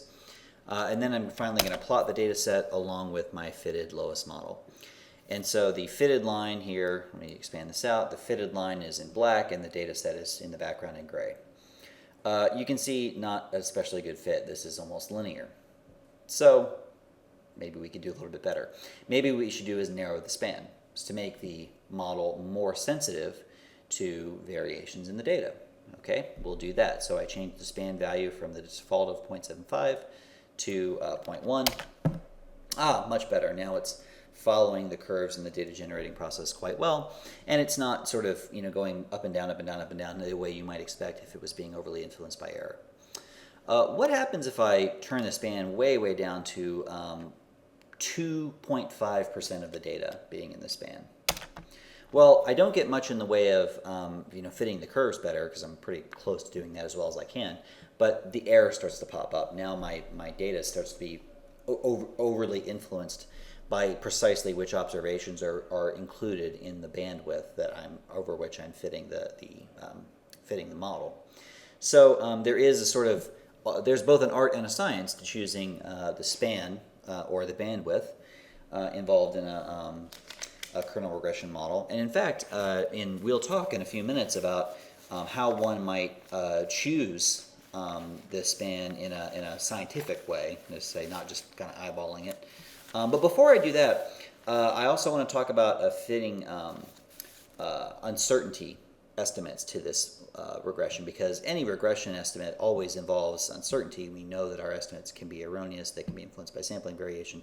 So how do we incorporate that idea in a Nadaraya-Watson or some other kernel regression estimator? Well, let's find out. Okay, so let's talk about how to estimate uncertainty in the Nadaraya-Watson kernel regression. So this table that you're seeing on your screen is table 3.1 from Yachu's Semi-Parametric Regression for the Applied Econometrician, a book on nonparametric models, semi-parametric and nonparametric models. And he explains quite nicely a step-by-step procedure for generating confidence intervals in an Nadaraya-Watson model. And these are point-wise confidence intervals because what they do is they, at any particular point in the regression surface, so at this point particular here, x, the confidence intervals are generated with respect to that point. So they'll cover the true value of the regression surface, expected value of y given x, at that particular point 95% of the time.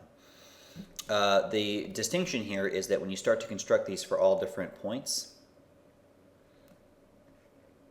it's not necessarily the case that the true regression surface will be jointly covered by all of them 95% of the time. There are special confidence intervals that do that, but these are really targeted at a specific prediction at a specific point. And as you might see here from the terminology, these are asymptotic confidence intervals, which means they are based on asymptotic theory, which means that they are based on a view of a theorem rather, about the very large sample distribution of fitted Nadaraya-Watson estimates in data. So let me just explain step by step what they're telling you to do here, and I'll show you how to do it in R. The first thing, this book uses lambda as lambda as the bandwidth. So they're saying that you need to select a lambda that's small enough to avoid bias in the regression surface, which is basically a way of saying don't choose a bandwidth so large that the estimator is incapable of modeling the curves and changes, the nonlinearities that appear on the surface. Otherwise, these confidence intervals will not be accurate. The proofs that these work, which we're not going to go into, rely on a bias term, which must go to 0 as this bandwidth shrinks to a critical value. Okay, so select a kernel. The default, as I mentioned, in R is to use the Gaussian kernel. Incidentally, I will mention this in the future again, but the kernels that are available to you for Nadaraya-Watson estimation are they're typically fewer options, but they're the same sorts of kernels that are available for kernel density estimation. So the Gaussian is the default in Nadaraya-Watson regression, and there you can see the Gaussian is one of the options available for kernel densities.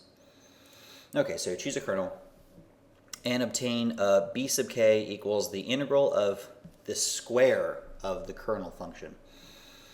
This is actually pretty annoying to compute by hand, but because it's involved in this process and some other processes, you can see that it's already been computed for you for common kernels.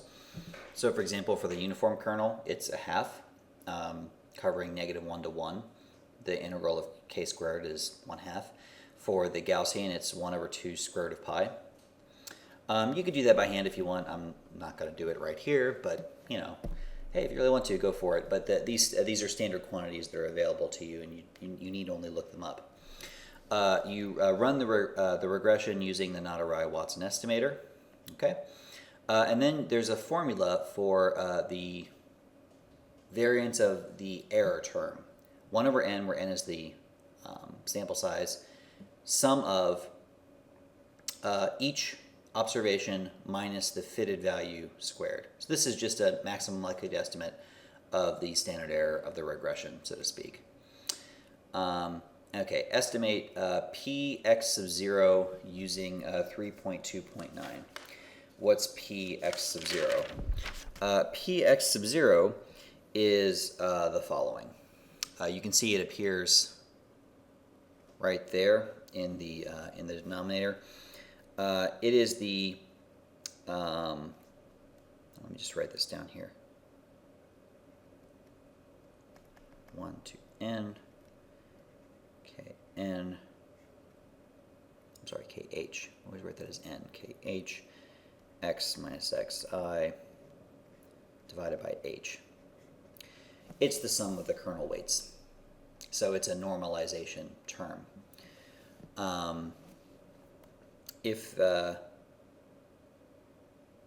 Actually, no, there should be a 1 over cap n h or lambda if you're using, so we'll say h equals lambda equals bandwidth because h is the terminology we're using. This equals the proportion of x in the integral divided by the width of the integral. So in other words, it's for the uniform kernel, it's just how much data is in there. For other kernels, like the Gaussian kernel, it's the weighted average of how much data is inside the band, inside the bandwidth. And then finally, there's a formula. This is where the asymptotic theory comes in. This is the formula for the confidence interval. So this, in other words, actually, let me just get rid of that. This bit right here is the formula for the standard error of our estimated EY given X. There's supposed to be a hat there, or Y hat of X. That's the formula for the standard error. BK times the standard error of the regression error term divided by this P term, the sum of the kernel weights, times lambda times n, n being the sample size. So in this case, they're using little n. Little n is cap n is the sample size. What we're doing here is we're just sort of following a cookbook that relies on asymptotic theory that will give us a 95% confidence interval for each one of the estimates, for each point-wise for each estimate. We can actually repeat this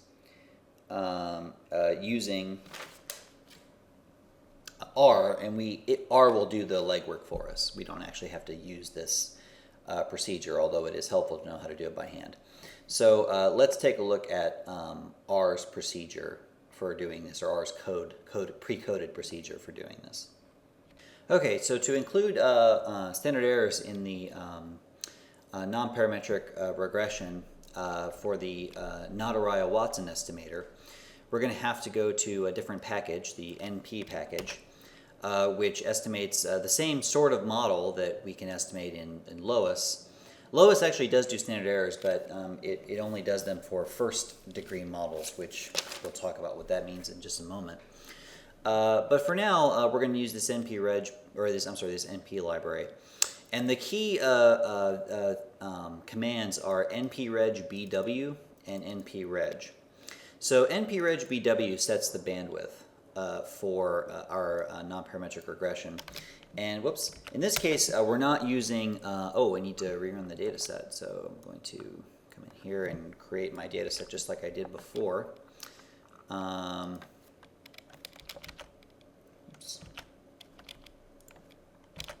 this is the exact same data that we included before, but now I'm adding standard errors to the regression. I'm running it in this other package. So the first step is to compute the bandwidths that we need.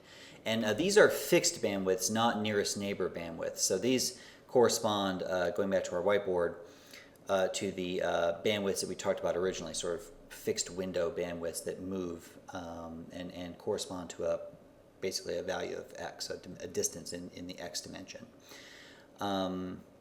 So we're going to set that at 0.25, which is obviously different than we set it before. We set it at 0.1 before, but that's because it was a nearest neighbor. So we're looking at 10% of the data.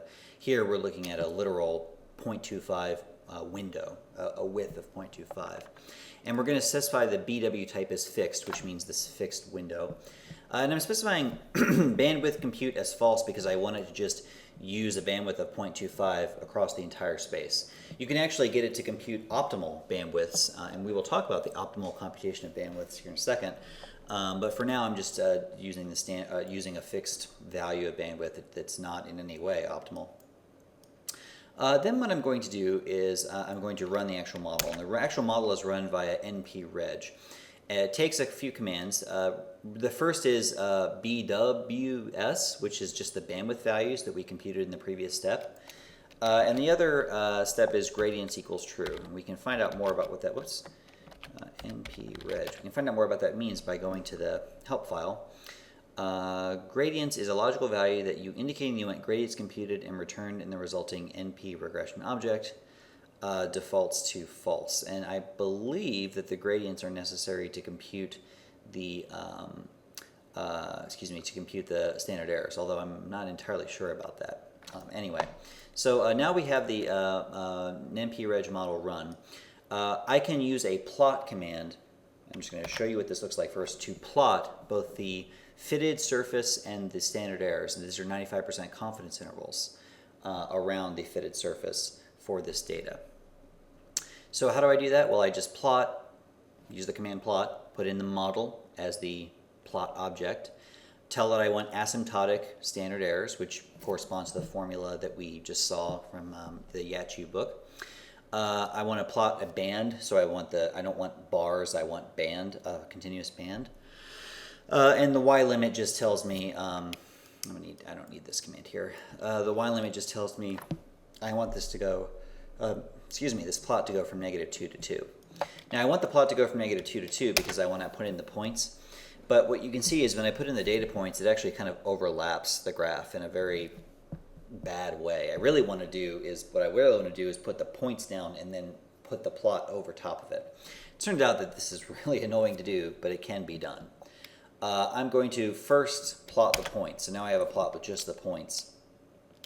I'm going to rerun the plot command, but I'm going to specify plot.behavior. I don't need either one of these.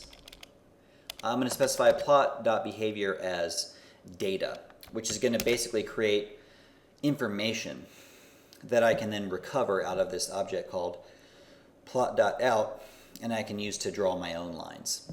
So I recover the fitted values from plot.out, and that's stored in an object inside of plot.out R1.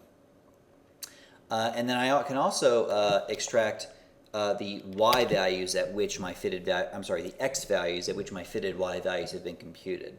And you do that by looking in plot.out $R1, so inside the R1 object, and then inside of that, the evaluation matrix, and then we're looking at the first column of the evaluation matrix. So just pulling out an object inside of an object inside of an object. Then the standard errors can be computed just using SE plot.out R1, so we're computing standard errors. And the confidence intervals are just the evaluation plus or minus the standard errors. And you should note, you don't have to do 1.96 times the standard error because it has already computed that for you. In other words, it's already baked that quantile into the plot, or into the computation of uncertainty, rather. So then I go ahead and just plot my lines that I just created, and you can see that these two things look pretty much the same, except now the lines are on top, and so they are more easily visible. So what we can see in this plot is that there are statistically distinguishable differences in this data space. In other words, this is not just a flat line. This point is definitely statistically higher than that point on the expected value of y given x surface. It also enables us, if we're doing predictions, for example, if I want to do a prediction of y given x, I can pull that out of this object, of this matrix, and I can get those 95% confidence intervals so that I can incorporate uncertainty into my estimate the way I would in any other model estimate. So the Nadaraya-Watson estimator is not the only game in town for kernel regression. And in fact, if you use the lowest command, it's not even the default. You remember we had to specify a degree equals 0 argument in order to do the Nadaraya-Watson estimator. The default is actually a little something else. And this leads us to discuss higher order polynomial local linear and quadratic regression. It's kernel regression. So how does this work? Well, the Nadaraya-Watson estimator is equivalent to a local average. We're constructing a weighted average based on the points that are nearby the target density point. But that's not the only thing we could do. So just as an example, here's some data. I'm just going to plop down some data right here. Okie dokie. And suppose I wanted to do something other than the Nadaraya-Watson estimator. For example, what if I did this? Here's a target point, x0. And I've got some kind of bandwidth. So I'll specify a bandwidth here. So the bandwidth there is h. Maybe what I should do is I should run a local regression centered on this x0 point. So something like that. So I'm fitting regression line to this data. And the data I'm using here, I'm going to weight them according to a kernel density, just like I weighted them when I constructed a weighted average. So in other words, instead of doing a weighted average, I'm doing a weighted regression. And then I predict as my point estimate for y, the intercept right there. That's the intercept point. So if we're estimating y here, and this is x, my expected value of y given x is going to be at that point. Then I move the window over and I do it again. So let me just move it way over so you can see a big difference. I'll move the window way over here to x1. Set up my bandwidth window. This should be the same as it was last time, so this is h. Now when I conduct a local regression, the slope's going to look more like that. Right? This is just eyeballing it. And our prediction point is going to be something like that. Right? One more time, just for clarity, we'll do another one here. x2, set up my bandwidth window. Here's my bandwidth window right there. That bandwidth window should have a length h. Where's my target point? There's my target point right there. Regression at that point is going to look a little something like, a little something like that maybe. Just eyeballing it again. So the prediction point is going to be roughly there. And now if we trace all of these points that we construct, just moving this window over and over and over again, doing this regression, we're going to get a regression surface that passes through all these different points, and that's our calculation of y given x. This is an example of a first degree polynomial estimator, also called a local linear regression. What is a local linear regression? Well, a local linear regression is equivalent to solving the following minimization problem. So the procedure above is equivalent to solving this minimization problem.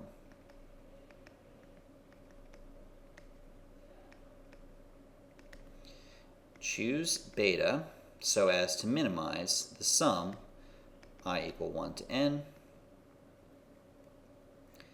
beta 0 plus beta 1 x minus x sub I minus y sub I squared times kh x minus x sub I at every point I. So this is at every point I, right? Every xi, really. I could rewrite this. This is equivalent, in other words, to writing, I can just write it in a different way. The sum of I in 1 to n of y hat I x minus yi squared times kh x minus xi. So it's a weighted average of the sum of square. I'm sorry, let me take that back. It's a weighted sum of squared errors. Sum of weighted squared errors. Yeah, that sounds right. So this is equal to minimizing the sum of weighted squared errors where the kernel serves as the weighting function. That's local linear regression. Now, if I wanted to write Nadaraya-Watson regression in the same format, So the Nadaraya-Watson estimator could be written in the following way. Minimize beta, choosing beta, minimize the following function. I equals 1 to cap n, beta 0 minus yi squared times k x minus xi. So in this case, it's the same thing. If I can rewrite this expression in the same way I rewrote the last one,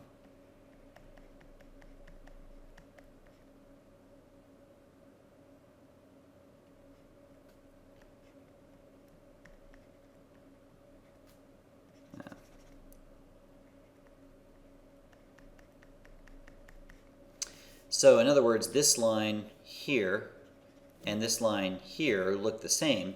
The difference is our estimator here is local linear. Our estimator here is simply an average. Simply it's a kernel weighted average. That's it. This is the Nadaraya-Watson estimator, also called the 0th degree estimator. We could go further.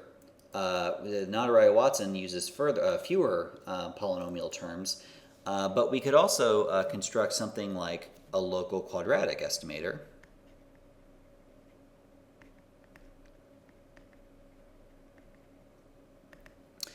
Which is equivalent to solving the following problem. Choose the beta that minimizes the sum from I equals 1 to cap n. Beta 0 times beta, plus, my apologies, beta 1 x minus xi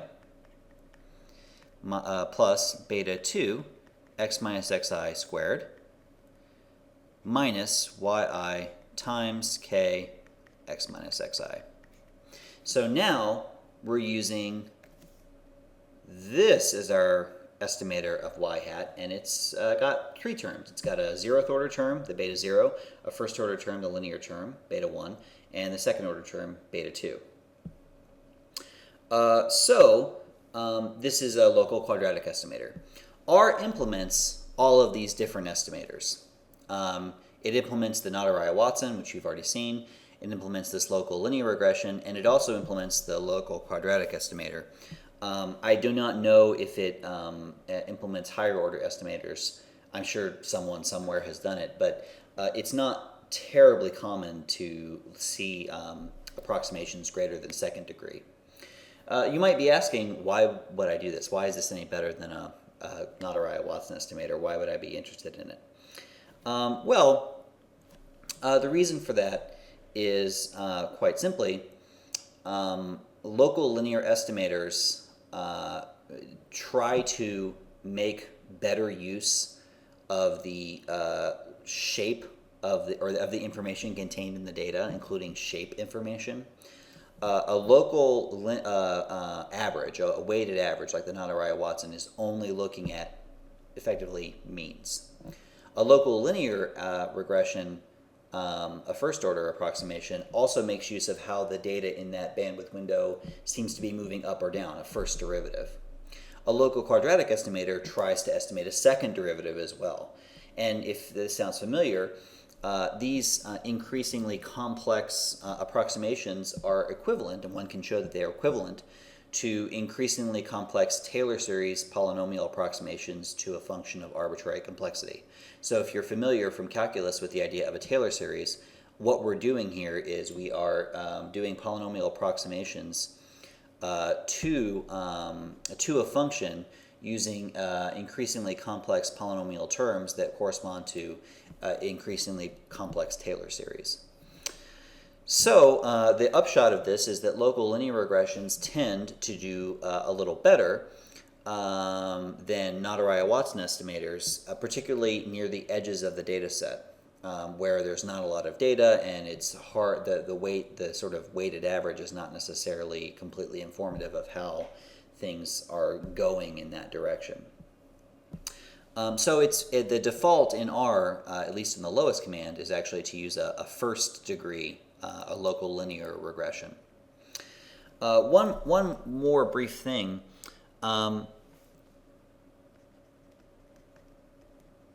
Multivariate kernel regression is not only possible, but it's implemented in R. And for the Nadaraya-Watson estimator,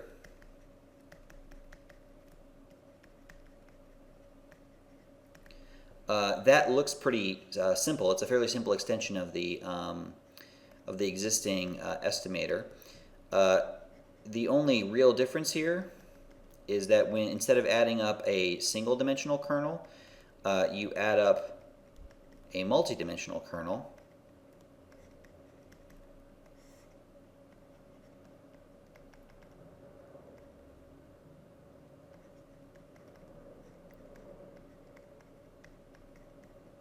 Like so.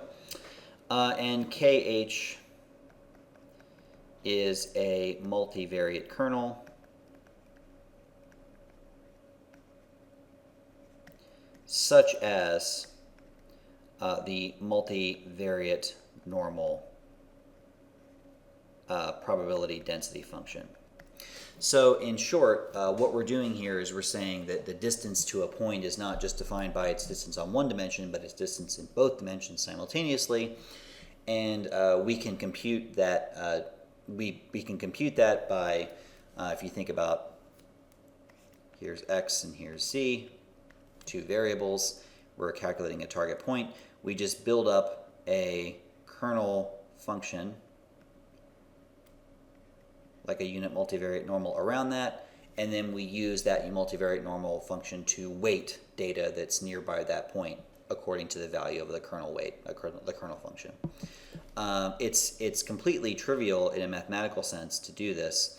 The reason, again, why this is not done all over the place instead of something like, regular linear regression, ordinary least squares regression, is simply that the cursive dimensionality will apply in this problem just as it applies in the kernel density estimate function that we talked about before. So kernel regression and kernel density estimation in both cases are limited by the cursive dimensionality. So it's fairly uncommon, I would say, to do kernel density estimates beyond 2 dimensions. It's possible, but it's not common. Simply for the reason that we illustrated before, that the data density gets too small to get accurate estimates really above 2 dimensions, unless the data set is just absolutely enormous. So it's there, it's an extension, it can be done, but you don't see it that often. And I would say the most common application is actually one-dimensional kernel regression, like all the examples that we've done so far. Well, let's go into R and take a look at some examples of local linear and local quadratic regression, see what the difference is. And we can also do a brief example of 2-dimensional kernel regression. All right, let's take a look at some local linear and local quadratic kernel regressions. So we're going to use the sine function that we talked about earlier, and I'm just going to recapitulate the 0th degree estimator that we did before. I've widened the span slightly so that we can get a little bit more variation in the 0th degree in the Nadaraya-Watson estimator, and we can compare that to the local linear and local quadratic regressions. So what I'm going to do is all I'm going to do is change nothing else. I'm just going to change from a 0th degree to a 1st degree estimator, and then I'm going to plot the resulting fitted surface in red. And there you have it. And you can see that it's much smoother. You can see the bumps in the Nadaraya-Watson estimator have been smoothed out. You also may notice down here, see right here, the edge behavior is much better for the local linear regression. It tends to go up toward the center of the data rather than petering out toward the edges. That's because the linear regression estimator, local linear regression estimator, recognizes the derivative of the data, and it tries to go in the direction of the derivative. Now I'm going to do the same thing, except I'm going to do a 2nd degree quadratic estimator. I'm going to plot that in blue. And what you notice about this estimator, I hope, is that it tends to sort of fill out the curves a bit more. It's recognizing the 2nd derivative of the data. It's trying to accommodate, it's recognizing the fact that at the peaks and valleys of the sine function, it's not just a linear relationship. It's declining and then it's positive, declining, and then going in the other direction. And so that additional second derivative information allows us to make a much better approximation of the function where that second derivative information is most relevant, which is to say right at these turning points at the peaks and valleys of the sine function. So in this case, the second derivative estimator, let me take that back. The local quadratic estimator really is the best choice for this particular model. It's doing a better job of approximating the underlying DGP. Now let's talk a little bit about multidimensional kernel density estimation. What I'm going to do now is clear out my older data, and I'm going to create a new surface that's based on the multivariate normal density. So this is actually going to be a bell-shaped two-dimensional curve in x and z. And I'm going to use the lowest regression to fit a two-dimensional kernel regression model, a first-degree estimator, to this data. And you can see I do that by just using lowest, like I did before, degree 1, span of 0.2 or whatever. But I put in the formula, instead of just y equals x, I tell it y equals x plus z. So I tell it I want to estimate this regression, this local linear regression, in 2 dimensions. So I've done that, and it's now stored in the object low.mod. What I want to do now is I want to plot my results. So I'm going to create an x and z value, and I'm going to use this expand.grid function. And just let me show you what this does. What it does is it creates a big long list of grid points in 2 dimensions that I can use then to predict out of the lowest model. So x, as you can see, goes from -2 to 2, and z goes from -2 to 2. And then the expand.grid x and z lists every possible combination of those two things in a grid format. Then I just feed that information as a matrix into the predict function for the low model and store that as y.fit. And if I look at the heading of y.fit, I just get a big long, head y.fit. I just get a big long list of, well, here, I'll show you how long it is. It's a really big list of predictions. I put that into a matrix. And that matrix has a certain form. It's 41 by 41. That corresponds to the x and z grid points. Because remember, length of x, there were 41 of those grid points. There were 41 of the z grid points. So now I'm putting those predictions back into a matrix type format. And now I can use that to create a perspective plot. So x is the grid points in x, z is the grid points in z, y.fit is the matrix of all the values of our estimated kernel density in 2 dimensions at all those points.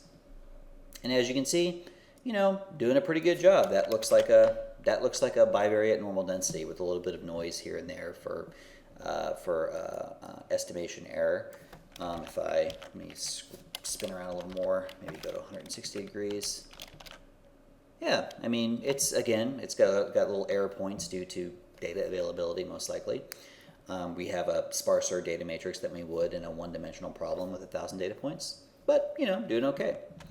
All right, so there's an example anyway of 2-dimensional kernel density estimation. The last thing I want to cover is the bandwidth selection problem. So let's talk a little bit about bandwidth selection, how you choose what bandwidth you should use. All right, so when we're figuring out how to choose a bandwidth in a kernel regression in particular, there are a couple of different ways we can proceed. Way one, the simplest way, is the eyeball test.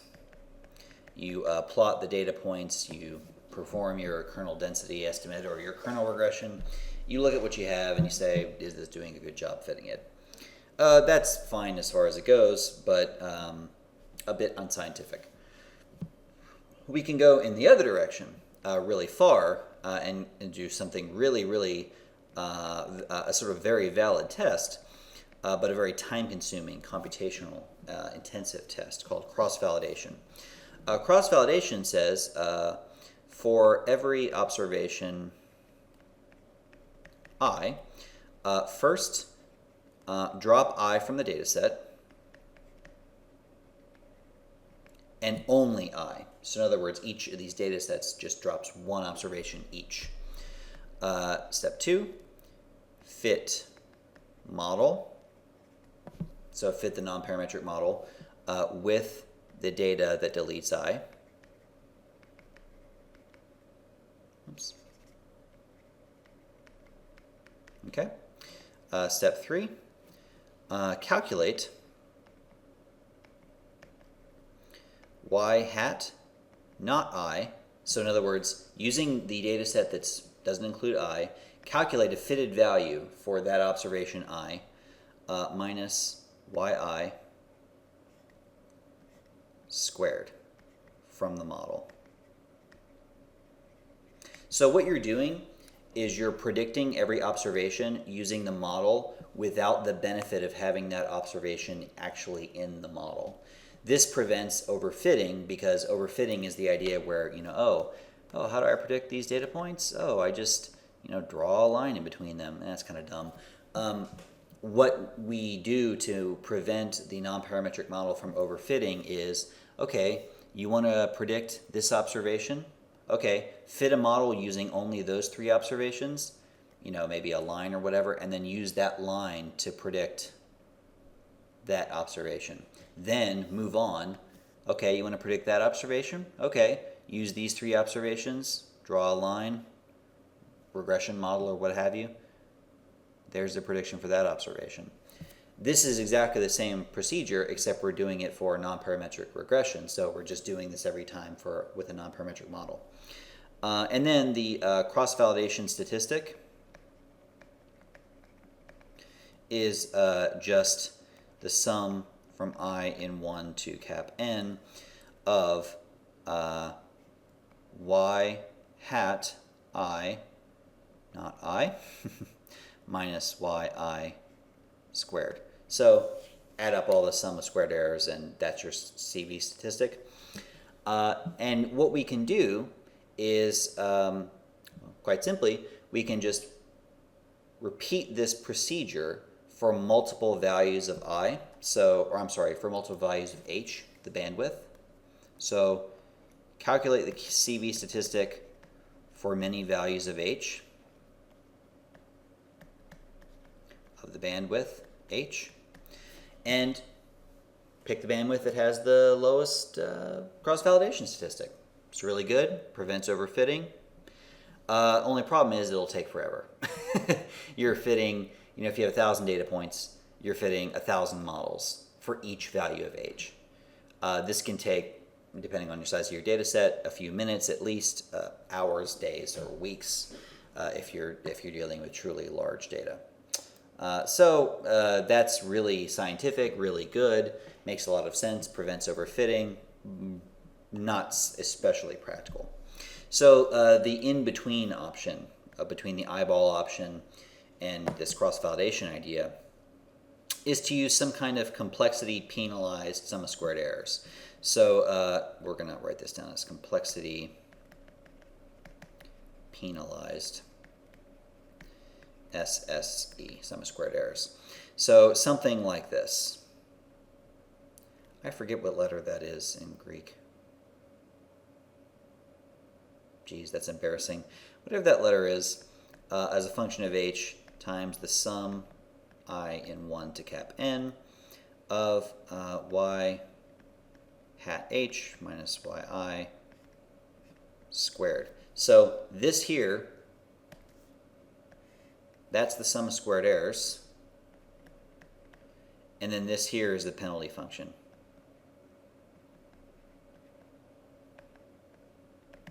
And the penalty function, it penalizes the sum of squared errors according to the value of h.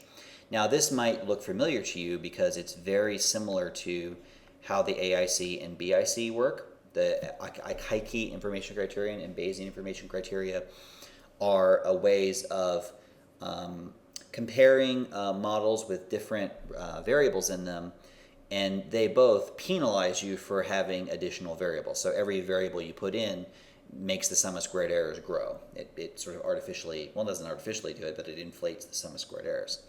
This is a similar procedure, except smaller values of h lead to bigger values of the penalty function.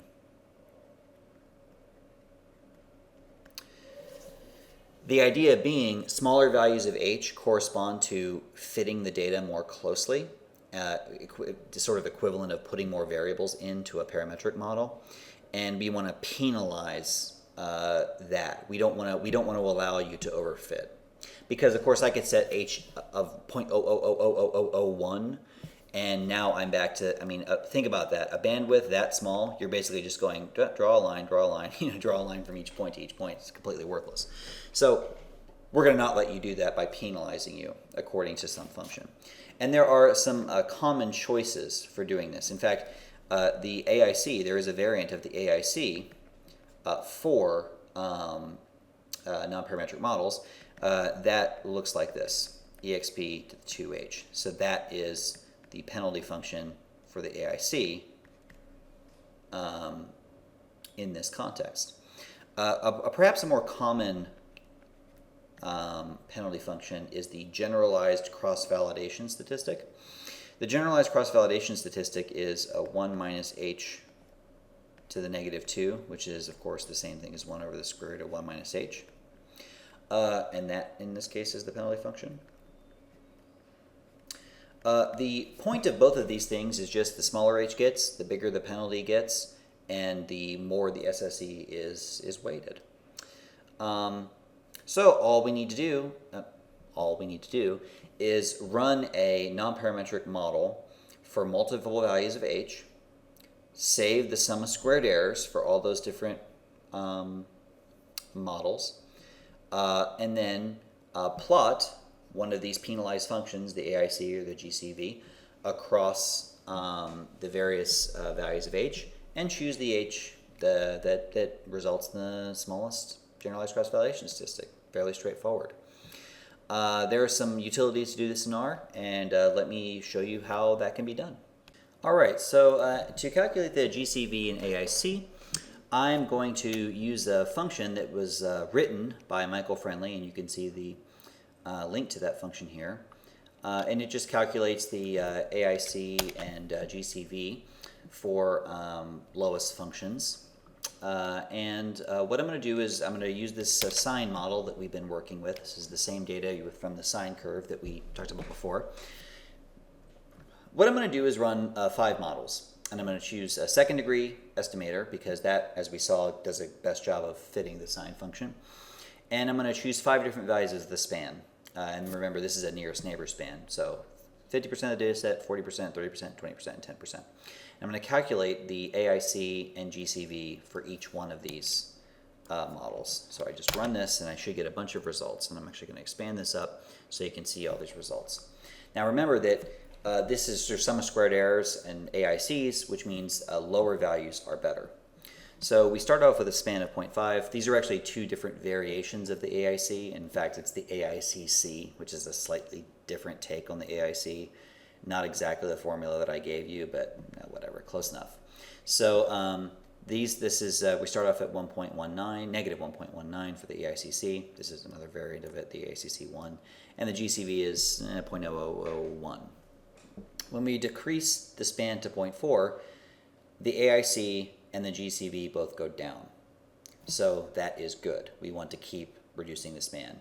Reduce the span again, and they both go down again, although by, well, wait a minute. The GCV actually goes, yes, they both go down by a little. Reduce the span to 0.2. This is actually going up. So it went down 1.35, negative 1.35 to negative 1.36. Now it's going up to negative 1.34. The GCV went from 9.2 to 9.1. Now it's back up to 9.2. So probably the optimal span is somewhere between 0.4 and 0.2, somewhere in the 0.3 range. So in fact, the fact that this is kind of a U-shaped, the AICs and the GCV goes down and then it goes up again, represents this trade-off between needing to fit the function really well, which is reducing the bandwidth to get a better fit on the function. And the trade-off with that is the more you reduce the span, the more error you get in the process. So what these procedures are telling you is the optimal bandwidth is somewhere in the 0.3 range, to trade off these two things against each other, the need to fit the function and the need to avoid being too overly influenced by error. So that is a way, other than the eyeball test, that you can choose a bandwidth in a kernel regression model and have some sort of scientific validity to it, or statistical validity, I guess. All right, well, that's plenty for one lecture. I hope you enjoyed it, and I will see you next week.